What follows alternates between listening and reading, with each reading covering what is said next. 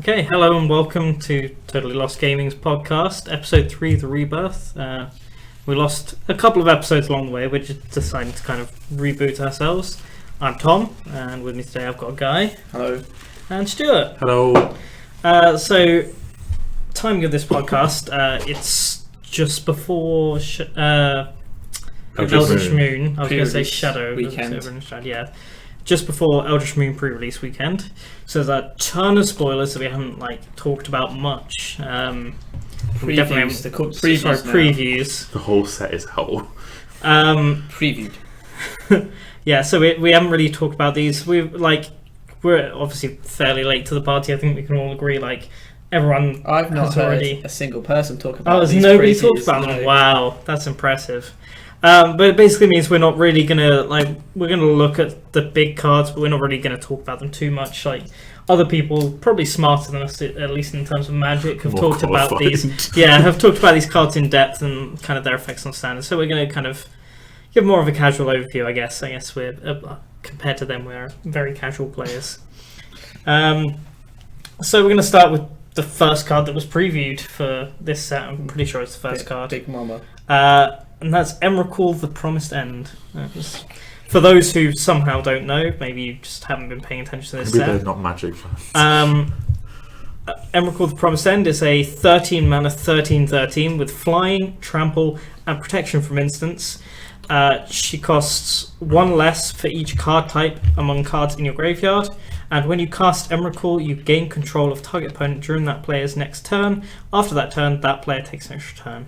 So there's a lot of text. There's a lot of cool stuff. The artwork for this card is absolutely phenomenal. If you get a chance to see the full art for it, Yeah. it's just beautiful. Because the artwork extends below the text box, Yeah, and it's really cool. yeah. What do we think? Obviously, potential in standard, we're not really sure because Standard is not the kind of format for big creatures, despite Yeah, the fact and that we also, are in Zendikar. The effect is interesting. The problem is, that effect doesn't win you the game because you have to compare it to last Emrakul, and last Emrakul gave you an extra turn. Yeah. And this sort of does it, but And doesn't. Annihilator 6. Yeah. Yeah, but having that turn after you cast it to attack with her was what made it really good. Yeah. In essential, well, this doesn't do that. Yeah, I mean, the other thing about it is the Eldrazi are all really weird. Kozilek is a prime example of something that is really, really powerful, but doesn't see very much play at the moment. I think that's on purpose. I think they were a bit dubious about making them as powerful as the last Eldrazi Titan cycle. That's why they're. The thing is, I'm not saying that they're not powerful. No. They are Oh, no, all yeah, incredibly powerful. But the problem is, in standard, we kind of don't see very many Eldrazi about. There was that one green-red ramp deck that kind of changed into more of a goggles-themed deck, and trying to class all the Titans copied. So I don't know. We did see some Thought Not Seers and some Reality Smashers splashed around there. But That's true.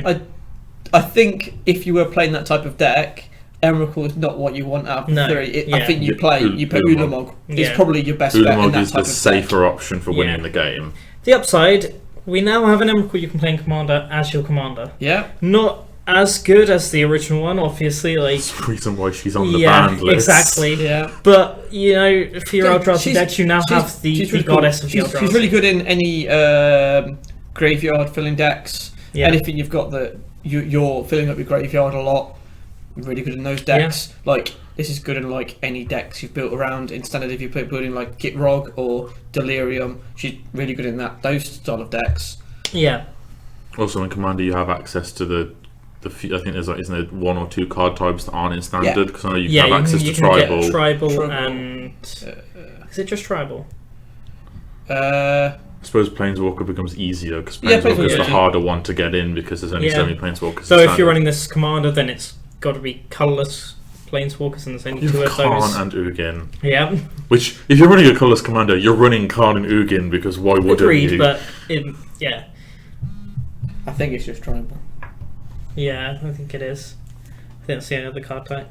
Yeah. But nonetheless, really, really interesting card. I think it's gonna see some play. I think it'll probably hit standard. I think when you look at the fact that there are, I think there's something like 7 or 6 card types currently in standard, like currently that you can get. It's all minus tribal. You've got land, instant, sorcery, creature, enchantment, artifact, planeswalker. So you got 7 different card types. So this could be 6 mana. Yeah, this could be a 6 mana card. Unlikely. Like if you say you average out to maybe you're getting 3 or 4, that's still 9 or 10 mana. For that you can't discount taking an opponent's turn. Like I've done that before, and it's very fun. They have changed the rules on taking an opponent's turn because of this card. Yeah, you no longer can look at their sideboards. Oh, okay. They've updated that because we have Coax from the Blind Eternities, which allows you to get a card from your sideboard. Okay. If you're controlling someone else's turn, you can't cast Coax from the Blind Eternities. That's interesting. I did not know that. You can't make your opponent concede. Yeah, but that's Not everyone knows that. Yeah. But you can do all the other things. You can cast spells on their creatures. You can cast their spells into your counter spells. You can ditch all of their sorcery speed removal that can actually kill Emrakul on their turn. creatures. You tap all the mana, so they've got nothing when they go back to your turn. Except they take extra turn. What's nice about it is you can then just charge all their creatures into Emrakul. Yeah. You can, if they're a counter spell deck, you can just play a spell, counter your own spells. It's a really cool effect, and I think it's a cool card. I think it's one of those ones where, like, if you resolve an Eldrazi Titan, you're probably going to win the game, but it depends as to how reliably you can do so. If you have say if you have a 10 mana, say they're all 10 mana, which is an easy way to compare them all. 10 mana, 13/13. Flying trample with protection from instants that allows you to take your opponent's next turn for them, and then they get an extra one. As I said, you can ditch all their sorcery speed removal on their own creatures or your non-Emrakul creatures, so they have to top deck something like Declaration Stone to actually deal with Emrakul. Like, you're living a dream is you resolve this against like the Madness deck, and you just use a discard Atlas, discard their whole hand. You just get for no value and stuff like that. Yeah. But we just sack all their creatures to a sack outlet for no value. But you imprison in the moon something that isn't Emrakul. Yeah. So that they can't turn Emrakul into a land. You break the story rules. He's no longer in the moon. It's just like Kozilek wins the game slowly, but Ulamog just goes, and I eat 20 cards of your library every time. The story is they've trapped her in the moon. Oh, is it? Oh, I didn't know what. I'm not seeing what happens after the day. So there's a card. I don't think we've got it coming up, but there's a card called Imprison the Moon, and the artwork of that is Tamio and Nissa. Okay, I didn't realise they'd revealed that in the story yet. And I think the playmat, the game stay playmat, is Liliana. It's Liliana on the Last Hope. It's Liliana on the Last Hope. Okay, I saw one that was Tamio shooting like a hyper beam. That might be the top 8. Might be the top 8 one. I definitely know that it was like a hyper beam going through Emrakul towards the moon. It was like the magic. The game stays definitely Liliana. Okay. Yep. Yeah. It's the full art of Liliana Last Hope. Cool card, which we'll get to in a minute. Yeah, maybe it's a couple of cards away. We'll move on now to Gisela, the Broken Blade, which features the new mechanic Meld, which we'll get to in a sec. Gisela is a 2 white, so 4 mana for a 4/3 mythic legendary creature Angel Horror with flying, first strike, and lifelink. End of Gisela. And at the beginning of your end step, if you both own and control, very important fact there, if you both own and control Gisela the Broken Blade and a creature named Bruno the Fading Light, exile them, then meld them into Bracella Voice of Nightmares. So this is an interesting card. It stands up fairly well on its own. Like, This is basically one of like there's like 2 meld cards that are really good just on their own. Yeah. There's this and the red. Yeah, the red free red humans. The red fortress Hanawha walls. Militia, I believe. It's Hanawha Militia and Hanawha Battlements, I believe, are the 2 other ones. It doesn't matter. There's most of the meld cards are okay cards, but this is like the best one on its own without the meld. You could remove that entire ability, and this card would still be probably You can stop reading after This lifelink, card and is this card is pushed. playable. Yeah, this Yeah. card is pushed. like this is a card that you open it in pre-release, or it's like this is the card that's going to win you the Yeah. draft. With that, you don't need the other side. Like It's the card that you open on its own. You're disappointed that you didn't get the other half, and then you play it, But that's- and you're like, "Oh no, this No, card is still insane." Yeah. This card kills my opponent in 5 turns, Yeah, and has first strike and lifelink. yeah, yeah, Like, the Baneslayer Angel is a card yeah, that was stupid, and everyone lost their minds and when they also printed was, it. and also was 5 mana, and this is Yeah. this is 4. It doesn't Yeah. have protection from dragons and demons, Oh no! and it's slightly smaller, but just being able to curve out from insert good 3-drop in standard, because Yeah. we have tons of them. Yeah, it's just a sweet card. Like yeah. and all the artwork on this one is just beautiful. She, Yeah. she just has a squid on her head. I don't She know what you're definitely talking is about. an angel, and definitely is also a Yeah. horror. And one of the cool things about this card is we'll move into the next one. Keep note of the flavor text. She now hears only Emrakul's murmurs. And then the next card up is Bruna the Fading Light. 5 white lights, so 7 mana for a 5/7. This one's only rare. Legendary creature, angel, horror. And when you cast Bruna the Fading Light, you may return target angel or human creature card from your graveyard to the battlefield, and she has flying and vigilance, and a little bit of reminder text that says melds with Gisela the Broken Blade. Coffee can return Gisela. Yes, yeah, you can. Yeah. Again, like, decent and limited, don't get me wrong. Oh, yeah. Better You'll- sealed you'll- than draft, but Yeah. Like, how it works. You're not. It's one of those ones where again you go, oh, I didn't get a Gisela. Oh no, I can't play Brisella in limited. But in limited, the you ignore the word return angel. It's Yeah. going to be human, which isn't bad. Like there's some pretty Yeah, I sweet mean, humans in I'm there. sure there's still some decent angels to bring back. but It's like not Angel anything of above a comp. Like, Deliverance. they're all common. Or, Yeah, they're all that's uncommon like- or rare. That's Yeah, like, yeah. well, If you have an angel to return, great. yeah. But like, you're not. It's not. You can't It's- rely on them It's, being. the humans there. could be much more relevant Yeah. generally if you're in limited. I mean, yeah. it seems like it's okay. It's not as like over the top crazy. No.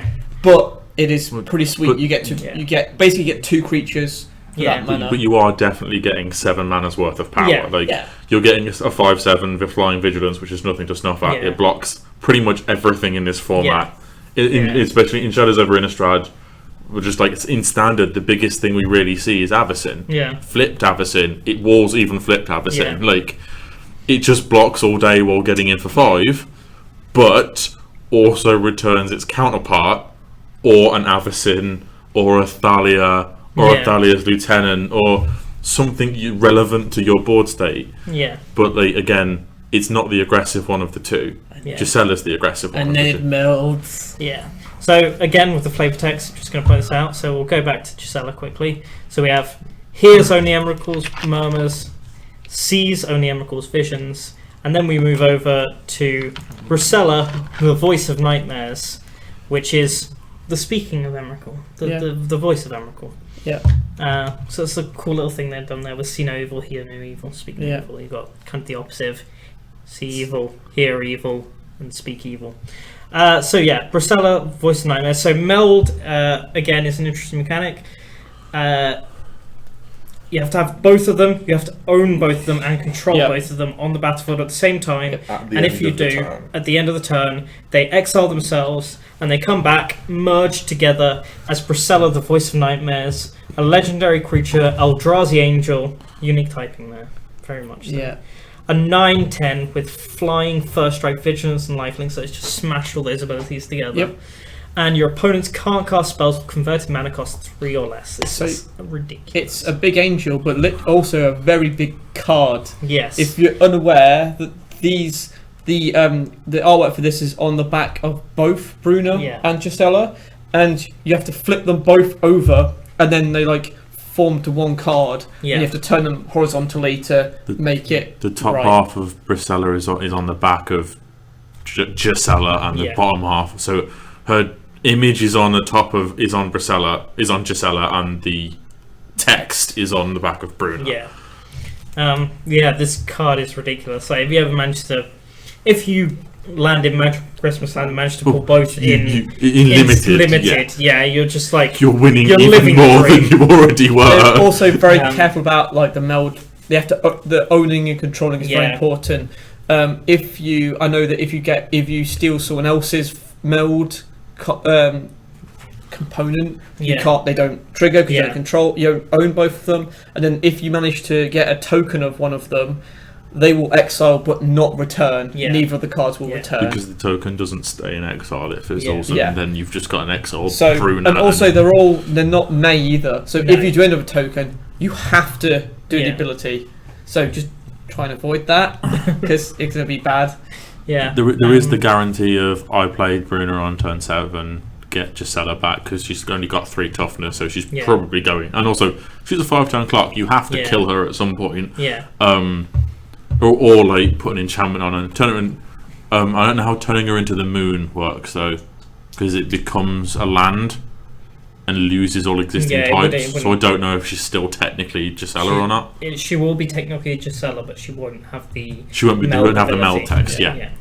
But yeah, so you get Gisela back, and at the end of that turn, so before your opponent has a turn to untap and deal with them, they flip automatically and become Brisella. Yeah. And the vast and like you don't play removal that's more like 4 mana or more because it's usually inefficient. Yeah. You want the cheapest cards possible, and that's why this is Yeah. kind of so good.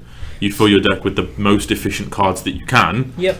and then she goes, well, all that efficiency is wasted now. They also revealed this art. This is one of the first artworks we saw of the set after Emrakul, I Yes. believe. Yeah. And It was was in just- the trailer, wasn't it? Yeah, I think it it was might. in the trailer. I think it was like the I artwork think was it was before revealed, that. but without the card, and Yeah. everyone was like, "What the hell is this? Like, what is this?" It was in a story. That's why this Yes, artwork was revealed. yeah. There was a Yes. story that talked about Gisela and Bruna before the actual card was released.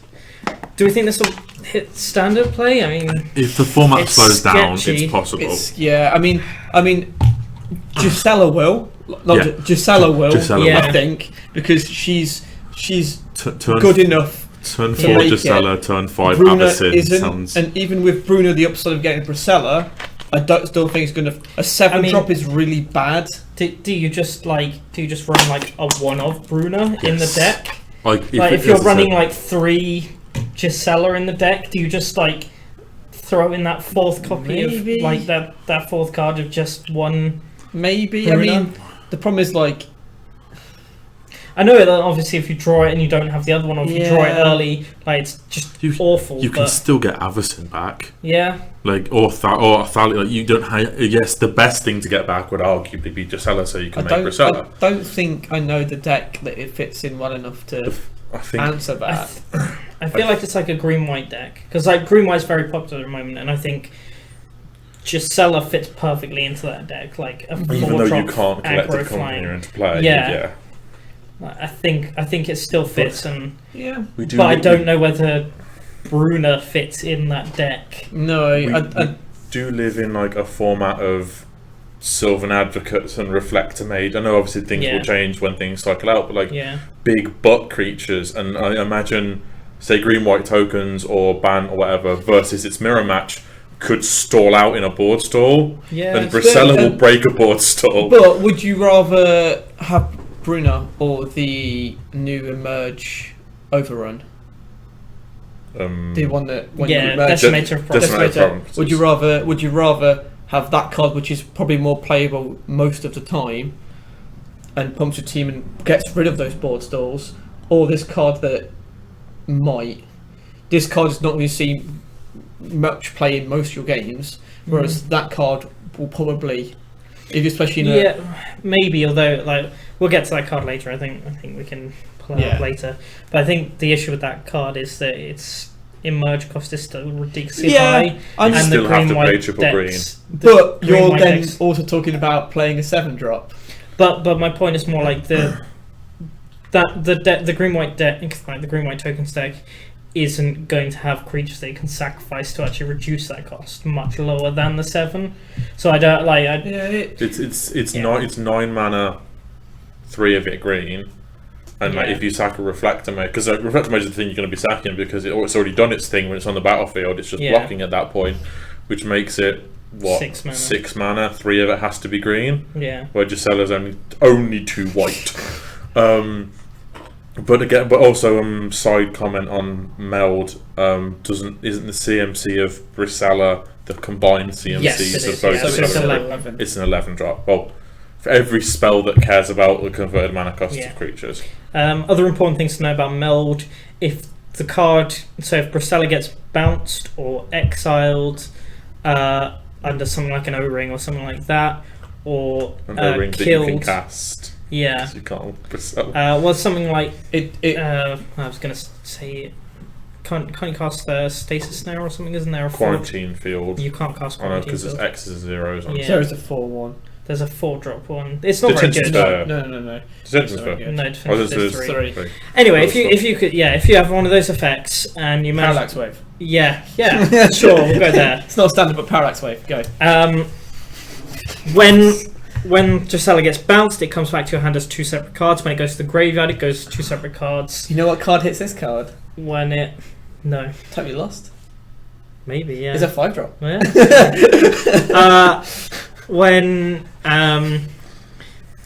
When it gets returned to the battlefield, so if you blow up the O-ring or the Parallax Wave, whatever you're using, it comes back as 2 separate cards. It doesn't come back as Yes. If you kill it, it dies as 1 creature, but 2 creatures enter the graveyard. yeah. You get one death Trigger, but 2 creatures Yeah. enter the graveyard.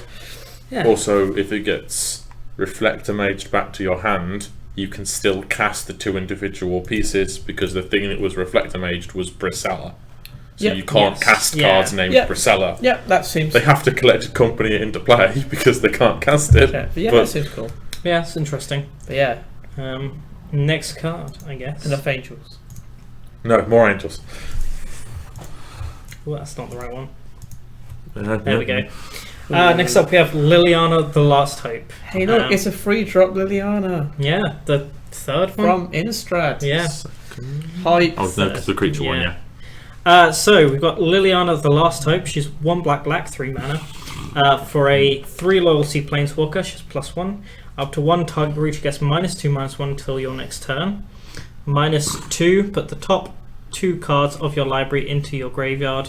Then you may return a creature card from your graveyard to your hand.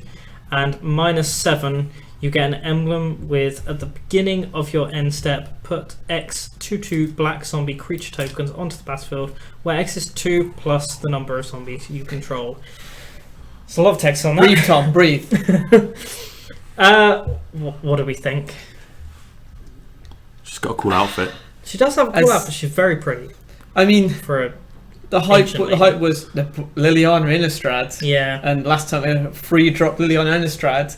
That card is probably one of the most Powerful disgusting planeswalkers ever in created. existence. Yeah, It's also one of the top 3 or highest sought something. after planeswalkers as So, well. like, I remember the moment where I saw this card was previewed, and Yeah, I saw Liliana the last time. I saw 1 black, and I was like, oh, what is this?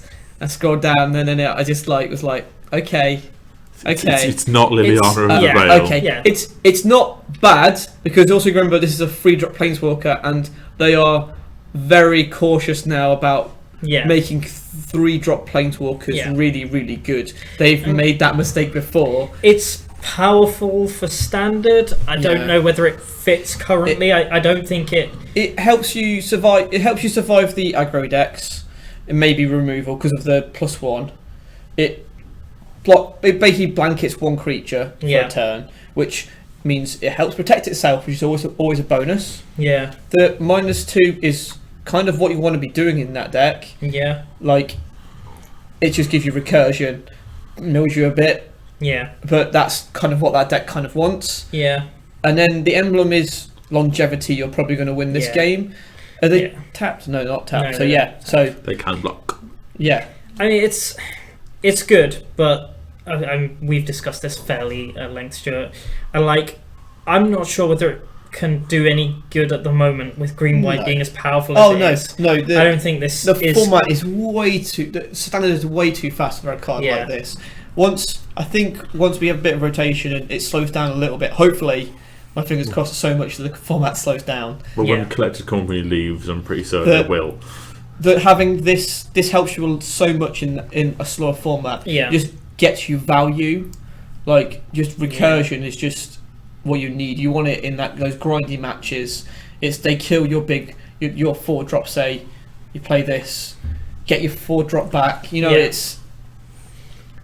Yeah, I mean it's a good card, and like the -2 is kind of card advantage, I guess. It is. Yeah. In a black deck, filling your graveyard with 2 cards and getting a card back is value. It's selective draw. Yeah. You're milling 2, and then you're picking possibly the worst out of those 2 cards. Yeah. Like, I could see maybe a really aggressive kind of zombie deck. Like, we've got a few more pieces to that deck now, and maybe this is like a 4 of with Relentless Dead and like the 1-drop crypt.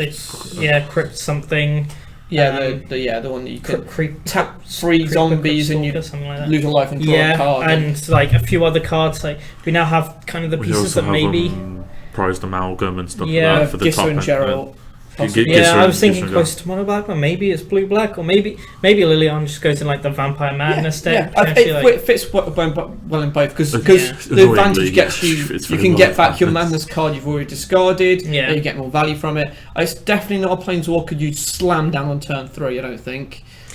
She does blank your opponent's 2-drop quite well. Yeah, I think it very much depends on the board state. Yeah, I don't think it's a guarantee you draw it and go, I don't care what the opponent's done. Unlike the last Liliana. Yeah, the last Liliana was like, I don't care. The Liliana of the Veil, not the last Liliana. No, there was another one. Heretical Healer and Dark Realms. Yeah. Both between this. Okay. Dark Realms 4-drop. And Liliana was a creature. I think she's really cool. Yeah. She's really good. She does. The only thing she does kind of what you want a Lily to do, like, thematically. Yeah. What you want Liliana to do in this set, like she drains something, like makes something weaker, which is kind of what she does. She gives you card advantage, but at a cost, which is kind of what she's about. And she gives you recursion, like zombie army, which is very thematic. So she's raising a zombie army to try and kill Emrakul. Yeah. Like, I think she's cool. I think hope she gets played because I think it's a cool card. Yeah. It's really. I think this is my favourite Liliana for a while. Yeah. Definitely. I don't know. I really liked Heretical Healer. Heretical was cool. I think I prefer this one. I'm more of a purist Planeswalker person. Heretical Healer. See, Heretical Healer had the right stats and the right cost, but didn't have anything around it. I could not tell you what Defiant Necromancer did. I can tell you what Heretical Healer did and what she does when she flips. I know Heretical Healer had -X return a non-legendary creature for cost X, and its +1 was each player discards card. And then its ultimate was irrelevant because you don't whenever a creature you control, whenever a creature died, you got it on the battlefield into your control. Was it that one? Yeah, I'm sure it was. So with that, we'll move forward to the Oath of Liliana. 2 and a black, 3 mana again. A legendary enchantment. When Oath of Liliana enters the battlefield, each opponent sacrifices a creature. At the beginning of each end step, if a Planeswalker enters the battlefield under your control this turn, put a 2/2 black zombie creature token onto the battlefield. And the lovely flavour text of this text. I'll keep watch. Happy now. I mean, it's my favourite text of the set so far. Just like you can hear her say it. Just like. I did the thing you asked me to do. Yeah. Now will you help me? She's like the one that goes, I guess I'll join the Avengers. Oh. Yeah. Chandra was a little like that because Chandra was like, sure, if it means freedom for people, I'll do it. But Chandra's happy because you got to burn stuff. Chandra's always happy because she gets to burn stuff. This card's good. This card is definitely something. It's definitely something. That is indeed something. I mean, an edict effect on each opponent is never terrible. Potential downside is the sorcery speed and 3 mana. It's potential in Commander, definitely. Yeah. I thought of another card being put on the list. Oh, okay. We'll get to those things.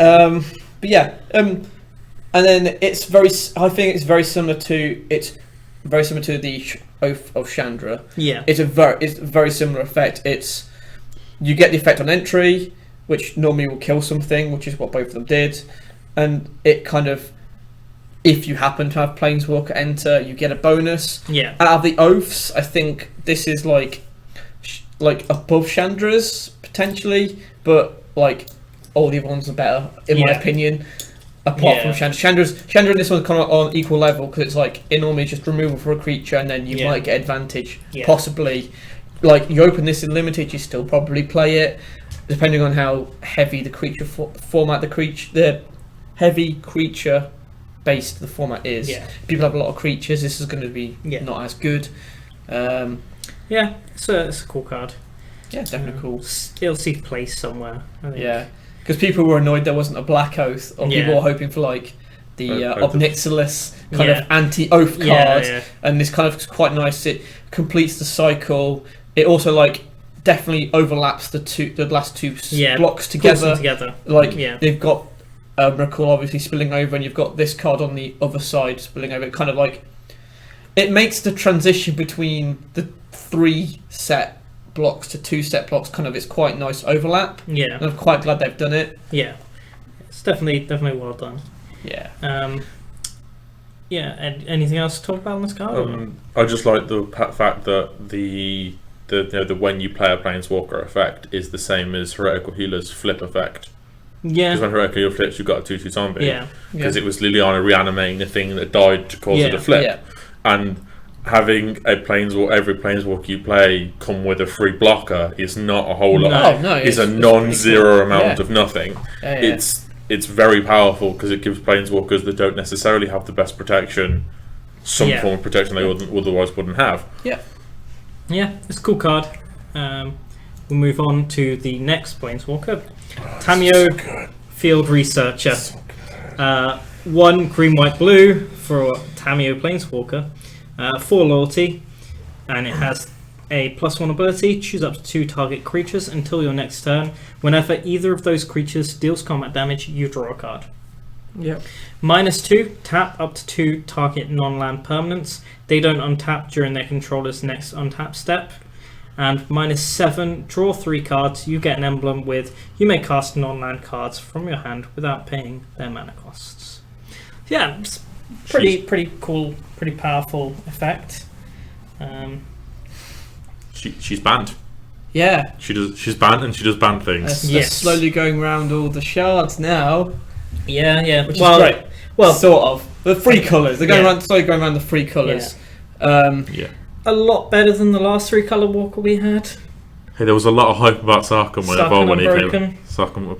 Like, Sarkhan was way more flashy than this, yeah, but It was- this it was seems all- more playable. So Sarkhan also had the and random 3-color Planeswalker. No one was expecting Sarkhan to be Teamer for no random explained reason. Yeah, I mean, like, the ultimate is like one of the flashiest ultimates ever. Like, Yeah. you get omniscience. Do you so want to cast every- two top of, of your ancestral recall. Yeah. So you it's want like 2 of the best blue cards in the history of ever? so like yeah, it seems really cool. Like, yeah, it's just it's a cool Planeswalker. The only problem, it can protect itself, but the protecting is your minus, which Yeah, and also it's kind of like, even if you count the plus as protection, it's kind of like, the please don't attack me, I'll get value if you attack me. What So like, it's really- it's not. It's more kind of like yeah. It's not protection. It's kind of like if you attack me, you get value. If you don't, if it it's don't- a you contingency don't plan attack more me, than it is a like, protection. that would be nice. it's but like do you care? if someone was like, I'm gonna break your arm, you're being like, but if you break my arm will heal strong. The bone will heal stronger, Stronger than ever. So it will be hard. It will be harder to break next time. It's like, yeah, it's, But yeah, I don't think it's a Planeswalker you slam down on No. full. I think it's you wait till you have a bit of blocking and then Yeah. you. Though I mean, in the band company decks, like you go Yeah. kind of Throbn Inspector into Sylvan Advocate into And then- Reflector Mage, and into then this. plussing your 1 means you can still hit him with 2 creatures Yeah. and draw 2 cards. And yeah, yeah. you still In have. that deck, this Yeah. card works really well. And I think that's the deck is designed for. I think it's designed for the very heavy creature decks. I think this Which all is really potentially could like replace Company, because obviously Company provides more card advantage than this Yeah. as a 4-mana card. But company is cycling out. But Company is cycling out, and playing this on turn, as I said, playing this on turn 4, pulling your nice Sylvan Advocates that have Vigilance So whenever they deal combat damage until your next turn, you draw a card. They draw you a card on attacking and unblocking. Which even if your opponent has Sylvan Advocates and they're just going to bounce off each other, you still draw a card, which is one of the best things to do in Magic. Also, at the end of the game, you don't mind going 4 mana, super tap 2 creatures, next turn, super tap 2 creatures, kill you. Because I've removed 4 blockers from your options. Yeah. She does end the game on that front in a board situation. Yeah. She does, and again, 4 mana, potentially 5 loyalty Planeswalker is not going to die easily. Yeah. I mean, you have to throw most of your board at that to kill it. Yeah, she seems really cool. Like, Yeah. there's also the Dream where you ultimate both Tamios. Yeah. So you just Tamios forever synergize play the same card over and over and over Yeah. and over and over again for 0 mana. until you run out of friends. How you don't run out of friends? Look, Tamio you- synergizes very well with herself. Like, it's Shark weird. Yeah, Armor. I mean, it's weird. She Just fits in the creature deck because, like, I see Tamio as like she's exploring and like Yeah. researching I mean, and very like I'm just book-based. imagining the most boring game ever where you do manage to ultimate both of them and then you just play like a card that says like target player draws a card from your opponent over and over again until they've drawn their entire deck. And then In you Commander, pass- you've got like 4 people to Yeah. do it. You figure small fries, you ultimate them both, and then you just have fog, and then you make them. You play super fog. And you just let them mill out normally. I think this card is actually quite reminiscent, or at least to me, of the first Kiora Crashing Wave, with kind of like it doesn't. It's not the kind of planeswalker that you can just throw down and not have anything to protect it. Yeah. But you do kind of want to be racing to that ultimate a little bit. Like, Yeah. What that ultimate is so powerful that if you can land this with a couple of creatures that you're going to be able to keep alive, and you're going to be able to prevent enough of their creature from attacking, and you can just amp that up as soon as you hit that ultimate. If you it's lose the over. game after ultimating Tamio Field Researcher, you must have drawn non-stop Yeah. lands from the Yeah. second you ultimated her. It's over at Yeah. that point. But the thing I kind of like the most about it is like some planes were like a little bit. Some planeswalkers get ignored. Like they drop and people go, I'd rather hit you in the face than hit your planeswalker. Yeah. You can't ignore which is like it plays against her and to her because obviously she's good, which is why your opponent can't ignore her. But it also means that she's not going to get to churn up. See, I would actually argue differently. I would argue that this is the kind of planeswalker that people are going to look at and they're going to think, +1, your creatures will draw you a card when they deal combat damage. Okay, I don't really care about that. I'm going to attack anyway, and they kind of ignore it, thinking like, "Oh, this advantage isn't that much." Like, say they've got a couple of flyers and you put it on ground creatures, and they're like, "I can just attack over you and hit you in the face." Like they might ignore it for a few turns, being like, "Well, I can always just like hit in." I can kill it at any time. Yeah, exactly. So what does it matter? And that's where they get tripped up because you then like bounce the creatures or exile the creatures You or whatever. draw into the removal you need And because Tamio's buffing you. suddenly this planeswalker's on the verge of ultimating and you're in a lot of trouble. Yeah. It's a similar thing that happened with Kiora where it's kind of like, oh, your +1 is like bubble my creature. Oh, what a shame. And then eventually it gets to that point where you're like, oh, this is going to make you Krakens every turn. Like, it's always that point where they go, what is that ultimate at? And so you're like, this turn. You're like, it ultimates next turn. They're like, can I read that? And they see it's like stupid ultimate, and they're I like, can't ignore this effect. Okay. Yeah, it's got that kind of feel to it where like people might be stupid and ignore it. Well, things like once you're blown out by it, you just don't ignore it. Yeah, you get blown out once and go, I shouldn't let that happen again. Yeah, I can see it very much like Kiora, like very similar style effect, like the original Kiora, not the second one. The first Crashing Wave. Yeah. However, she ended at 2. Yeah, but she ultimated in the same time. It was, I know, but it was more that it was Tamio 3 can take a hit. Kiora well, couldn't. Because she was only Kiora's at 3. plus completely blanked creature, and I know. then she could take a hit because by the time, like in the format that you're playing Kiora, you could get down lots of turn 3, and then because ramp was a little bit more because you had viable. Sylvan Caryatid that you were playing, and you had all these scry lands that were like digging you towards your lands and things. So Prefix sitting in front of blockers. you could take a hit and still. Yeah. I still think you're probably happy to play her as like with Architect of Thought. Just play her as a 4-drop, -2/-2. Yeah. I don't care. I will kill her and I will super tap 4 things, and I'm fine with that. It stems bleeding or it kills you. Yeah. Yeah, very powerful card. Going to see a lot of playing standard the next few months. 3 months, and then after that, we'll see what happens. It's the kind of thing that really makes me want to go back in standard, because I don't really play standard much. Yeah. But Bant Walkers was my thing back in Theros block, and this just pulls me back in. It's just missing a few things. I think like that deck is missing some stuff to make it good. But we'll move on. We'll move on to the next card, which is Ishkanar Graf Widow. I hope I pronounced that right, Mr. Spider. Or Mrs. Spider. She will eat your face. Ishkanar is a 5 mana, 4 and a green for a legendary creature spider. It's mythic again. It's 3/5 with reach, and it has Delirium. When Ishkanar Graf Widow enters the battlefield, if there are 4 or more card types among cards in your graveyard, put 3 1/2 green spider creature tokens with reach onto the battlefield. And an activated ability of 6 and a black. Target opponent loses 1 life for each spider you control. It's a really cool card. Yep. I think it actually sees play in standard. I think it fits quite nicely at like kind of stonewalling Avacyn and kills Gisela as well. Like just sit there and block all day. Mm-hmm. That ability, if you manage to actually get the Delirium and then you can activate that ability late game, and your spiders live enough to get there, it's quite powerful. Like it's dealing 4 damage a turn, right? I think. Because there's the 3 spiders and there's her. Yeah. So like, it's not an ignorable ability, but I really like this card. Spider Commander. Spider has like a really good tribal leader now for Commander. Yes, I feel like it's why they've done it as a green-black card. It's because generally spiders are those 2 colours. Which she is a green-black card because her activated ability is black. Yeah. So her colour identity is green-black. Yeah, green-black colour identity. She's a green card, but she's cool. Like she just ticks so many boxes. I'd be interested to see what her story is. Yeah, it's probably horrifying because it's a giant spider in a graveyard. She also looks like she has hands. Yeah. Because the thing is, like, during the whole logic that only strong minds can resist Emrakul's influence, like, that doesn't look like an Eldrazi spider to me, and it's not an Eldrazi spider. So how is that strong minds and beast minds, isn't it? Yeah, I think that. That's why the werewolves are. Some of the werewolves aren't affected. One of your favourite cards combos really nicely with that, Conjurer's Closet. Because its ability is when it enters the battlefield. Oh, I love Conjurer's Closet. So, like, end of turn, every turn, as long as you've got Delirium, it's just like about spiders.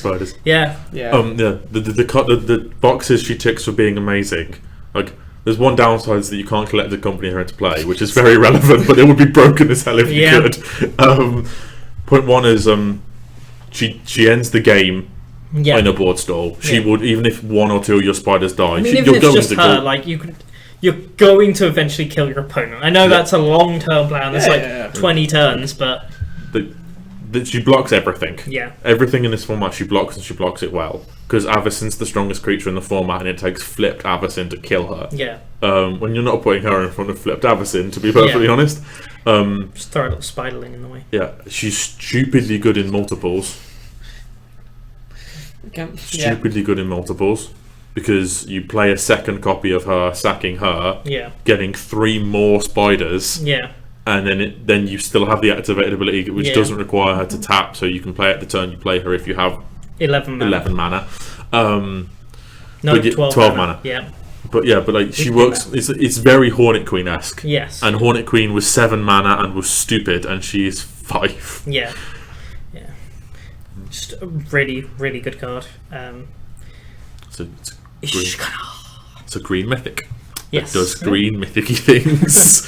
That is what you want from mythic, though. Yes, that's it is. Kind of style. It might not be crazy good in like constructed formats, but it's splashy. It's really cool. Like, it's a cool ability. It's like makes sense. And that's also the kind of thing you want on a legendary tribal creature. You know, You want something really sweet, something you can use as a commander. But I play spider spawning. How fast do I kill you with my activated ability Genesis as well? Yeah. How fast do I kill you with my activated ability in Commander? Right, we'll move on to the next card, which is Nahiri's Wrath. 2 and a red for a sorcery. As an additional cost, cast Nahiri's Wrath. Discard X cards. Nahiri's Wrath deals damage equal to the total converted mana cost of the cards discarded to each of up to X target creatures and/or planeswalkers. When I read this, I had to reread this like Yeah. 3 times. So I was like, It doesn't surely hit players. Yeah, no. I was like, no, it's like surely it's not that like you just got 3 cards and you hit 3 things for the full amount of damage. I thought it'd be split. It's Yeah. like, no, it's just that. It's like, geez, this is like crazy good. Like it doesn't hit players. Oh no, Yeah. but like it is essentially like a Actually, red. yeah, you've just pointed out. I thought it's I split. thought it No. was X damage No, to 5 it's against not. creatures. It's not. It's Wow. the full amount to Yeah. everything. And, That's why every and read it. planeswalkers. Yeah. Because you can hit multiple. Because it's not. If it was creature or player, You could hit. granted you can kill someone turn 3 Yeah, by yeah, ditching your hand, but like you'd only be able to hit one planeswalker. But Yeah. red has a hard time dealing with So- planeswalkers when it doesn't have the burn that hits This players. is the kind of card you play in your madness deck as your sweeper if you need Yeah. it, or just like to kill their As a board, spot to remover, wrath yeah. their board. Because like you play this, you discard say Fiery Temper. Fiery Temper's converted mana cost is 3. Yeah. Then you pay 1 additional red and do an additional 3 damage to Yeah. the player. So it's It's a cool card. It's not going to see play for the next 3 months Nope. at all. It does do. It hits walkers. and Green white walkers. Dromoka's Is, command completely ignores this card. It prevents all damage. from I know. sorcery. So I don't think there's any way this card sees any play over the next 3 months until Dromoka's command is gone.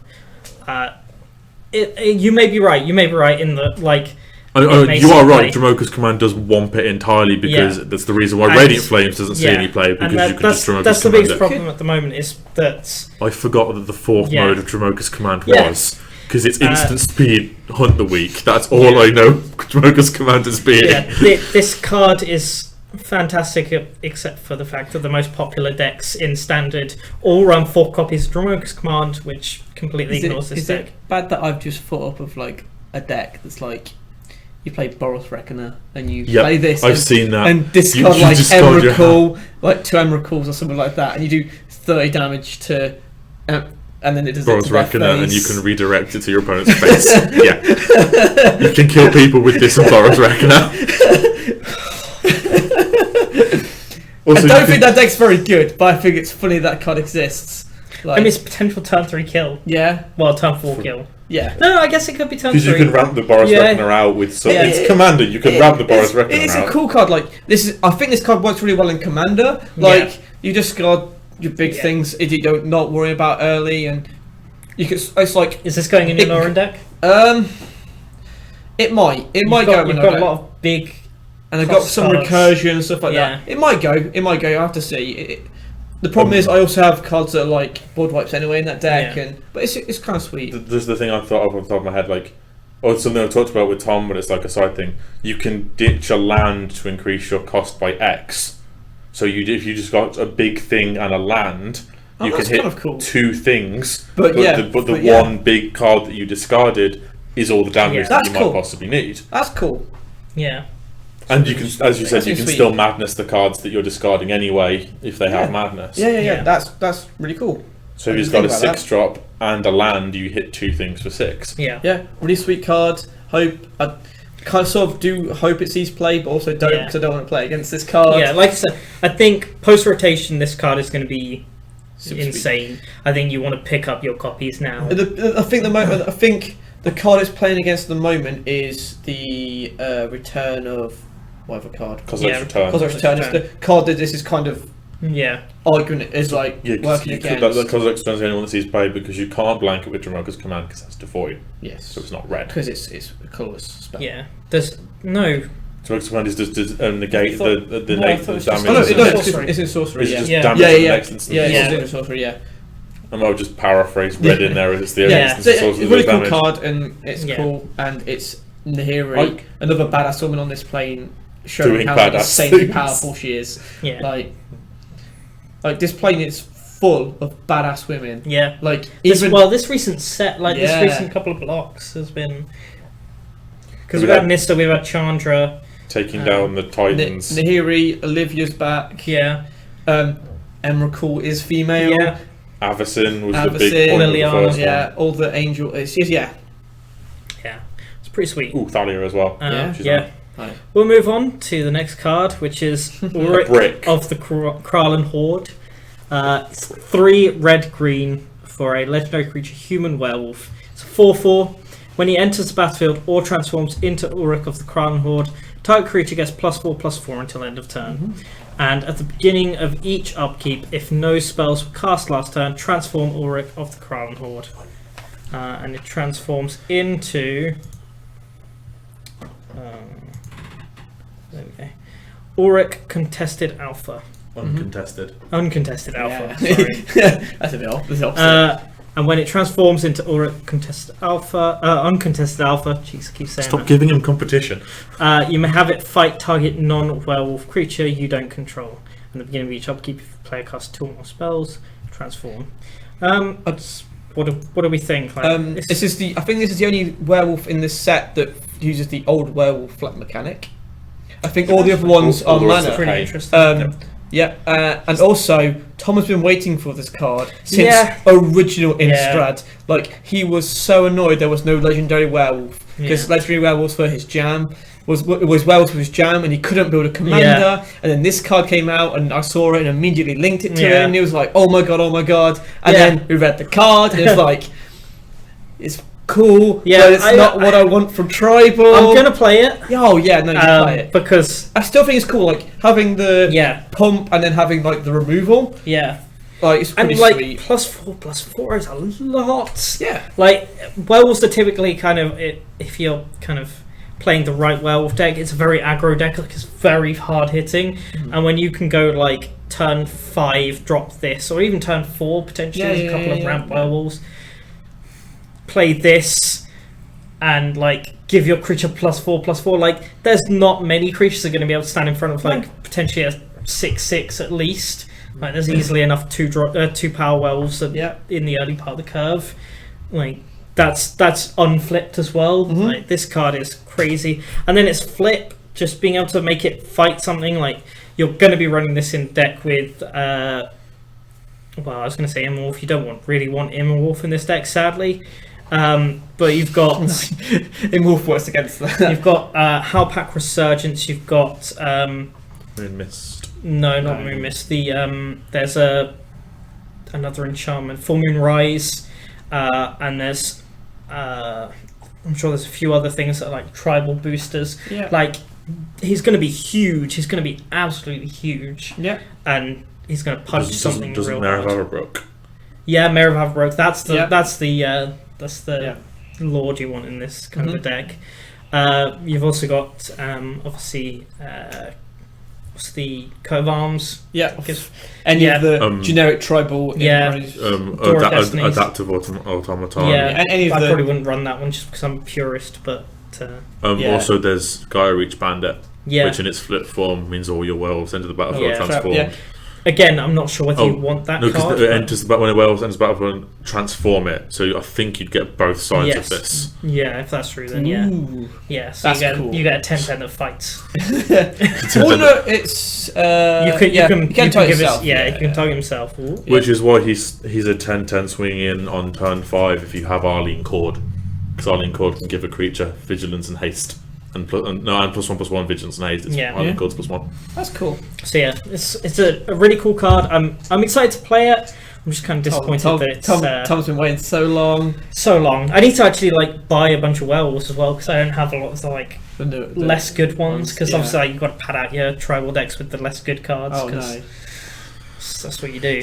Not Huntsmaster of the Fell, so it's not going to actually matter If in standard. Huntsmaster of the Fells was legendary, that card would be busted. Yes. I It think would- this could see play in standard. Yeah, I think, I don't. like if there's If it slows down and if gets it a bit more slows down, grindy, yeah, like, it will a definitely. 5-mana 4/4 that gives something +4/+4 is nothing to turn your nose like Like, that. this card is really good against. 8 power for 5 mana. This card is really good against a control deck. Yeah. Not because you flip and fight something, but because you're forcing your opponent, you're forcing the control player to play something in their turn. Yeah. Like, Yeah. because you don't do it, it flips 6. It's Yeah. like, oh, I Yeah. guess I've gotta deal with this a bit more Yeah. now, and it's. And lastly, to those people commenting on the name, because I know there was a lot of comments about the So name. annoyed by this. Why is it uncontested alpha when it fights? It's because he doesn't fight werewolves and he doesn't fight anything you control. Like, he's not contested on your side of the Hear the battlefield. anger in his voice. He's fighting the other things. He's fighting non-werewolf opponent things. There's forums you can go to. Defend him, Tom. He's not contested. We need to cast spells, otherwise I will flip. Tom will flip. Tom will flip. Tom will flip. Okay, so He's we'll a brick. I love gushing, Tom. He's a beat stick. we'll move on to the next tribal legendary, and that is Gisa and Geralf. Or They're on Gisa one and Geralf. card. Yeah, it's pretty cool. I never thought they would do this. They're cooperating. Yeah. So Gisa and Geralf are a 4 mana, 2 blue black for a 4/4 human wizard legendary creature. Again, it's a mythic, if that bears any relevance to you. When they enter the battlefield, you put the top 4 cards of your library into your graveyard, and during each of your turns, you may cast a zombie creature card from your graveyard. This is pretty cool, and it's really, really sweet for the zombie commander decks. Yeah. That wanted to be blue-black, but kind of... I don't know what it is, but I kind of like all like the last few years they're releasing like two legendary people on one card. Yeah. I've been like there was Chandra's parents, there was Phoenix and Siamese. Siamede. There's these two guys. Like I kind of there was Except all those other people liked each other. no like I like those Yeah, cards. this is a legendary couple rather than a legendary person. It seems like weird because then you have to say I'm going to attack you with this card, but it's 2 people. Yeah. It's kind of weird that way, but I kind of quite enjoy it. Yeah. I like the theme of having they work well together, so they're on one card. Like there are a couple. Well, these two. This is a brother and sister. Yeah. And it's kind of cool to show the theme of the set because it's cooperation of these two characters that basically they have a rivalry between them and who's the better at reanimating and necromancy. Yeah. And you can really see that in the flavor text where it says these fiends are slightly less tolerable than you, and apply a sentiment that warms my heart, sister. So like they don't want to work together, but they have to at this point because Emrakul, like it's people having to fight back to back with someone they don't like. And it's also it's like, really sweet. These two are like, because Emrakul's magic doesn't affect the dead, and these two both, well, one reanimates and the other one stitches to bring things back from the dead. Like they're the people you kind of want on your side in this war. Yeah. Also, like it's just a card. It's really cool. Yeah. Like it moves you for 4, which means then you've got more card selection of what you're casting. Yeah. Like generally never see cards going from milling yourself as a downside. Yeah. People do, and it's not really because generally you're getting some advantage from it. Yeah, I mean, in the case of this, it's kind of like draw 4 cards. Yeah, it's basically draw 4 cards and then look at one and cast it this turn. Yeah. And interesting things, or maybe not interesting, maybe they kind of go against the flavour, but you can play both the original Stitch to Geralf and Gulgul and Gissa in the same commander deck with this. You can have like the story thing of where you play each one of them and then you play this card just to be like, ta-da, ta-da, ta-da! Yeah. This is a cool card. It does everything you want to do in a zombie deck. Yeah, and it gives you a lot of card advantage. You fill your graveyard. I don't know if it's the zombie command you play. I think it's a really good card for that deck. Yeah. I think if like some Grimgrim's kind of the other one. Yeah. I think this is like a cooler version. Yeah. I think they'd work differently. Like it depends on what style of deck you want. Yeah. I think it's a really cool card. Like it's one of those ones where like it's not a Timmy card. It's not, oh my god, it's got giant stats. Like, oh my god, that ability's huge. It's like, I give you it's a commander card because it's like, I give you the more advantage the more I stick around. Yeah. And it's only a 4/4, which isn't very big in commander. You open this in limited and like you're going to get tons of advantage. Yeah. Like because you're probably just incidentally going to be running 2 or 3 zombies anyway. You can just chuck those into combat, not worry about them, and just get them back later. I think the key to this card, like when you're looking at it from the command perspective, is Grimgrin is kind of the commander that you want if you're playing kind of aggro zombies. Yeah. Like if you really want to beat down, because Grimgrim, when he attacks, he makes opponents sacrifice creatures, I believe. No, so whenever a creature dies, he gets a counter, and you doesn't untap. You have to sacrifice a creature, and he gets a counter and untaps.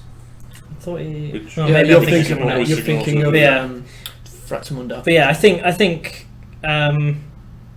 think Grimgrim's kind of the more aggro zombie card, whereas this one is kind of the more slow plodding, like you're filling up your graveyard. It's a horde of zombie card. Yeah, you're building up your battlefield. You don't care if they die, just pull them back. It's incremental advantage, this card is what you're getting. Yeah. It's just more slow burn. It's attacking without the downside, because they're zombies and you can just bring them back, which is very thematic. Really sweet, like, it's just a cool card, like... You just get more advantage just while it stays out, and also it's a 4/4 for 4, which isn't nothing to be snuffed at. Grim is a 5-mana 5/5 that doesn't untap in its controller's untap step. Sacrifice another creature, untap Grim, and put a +1/+1 counter on him. Whenever Grim attacks, destroy target creature defending player controls, then put a +1/+1 counter on Grim. Okay, so you're playing more aggressive. You're playing more aggressive. You're attacking and you're killing that creature. Grim's the aggressive part of that. Yeah. You just need fuel for him. Yeah, so you do stuff like what Gravecrawlers are. Gravecrawler and Relentless Dead and stuff like that. Yeah, those kinds of things. Where this is come to me, my horde of zombies. Yeah, this is like I'm going to build up this huge army, and you can kill my creatures whenever you want. I'll just bring them right back. Yeah.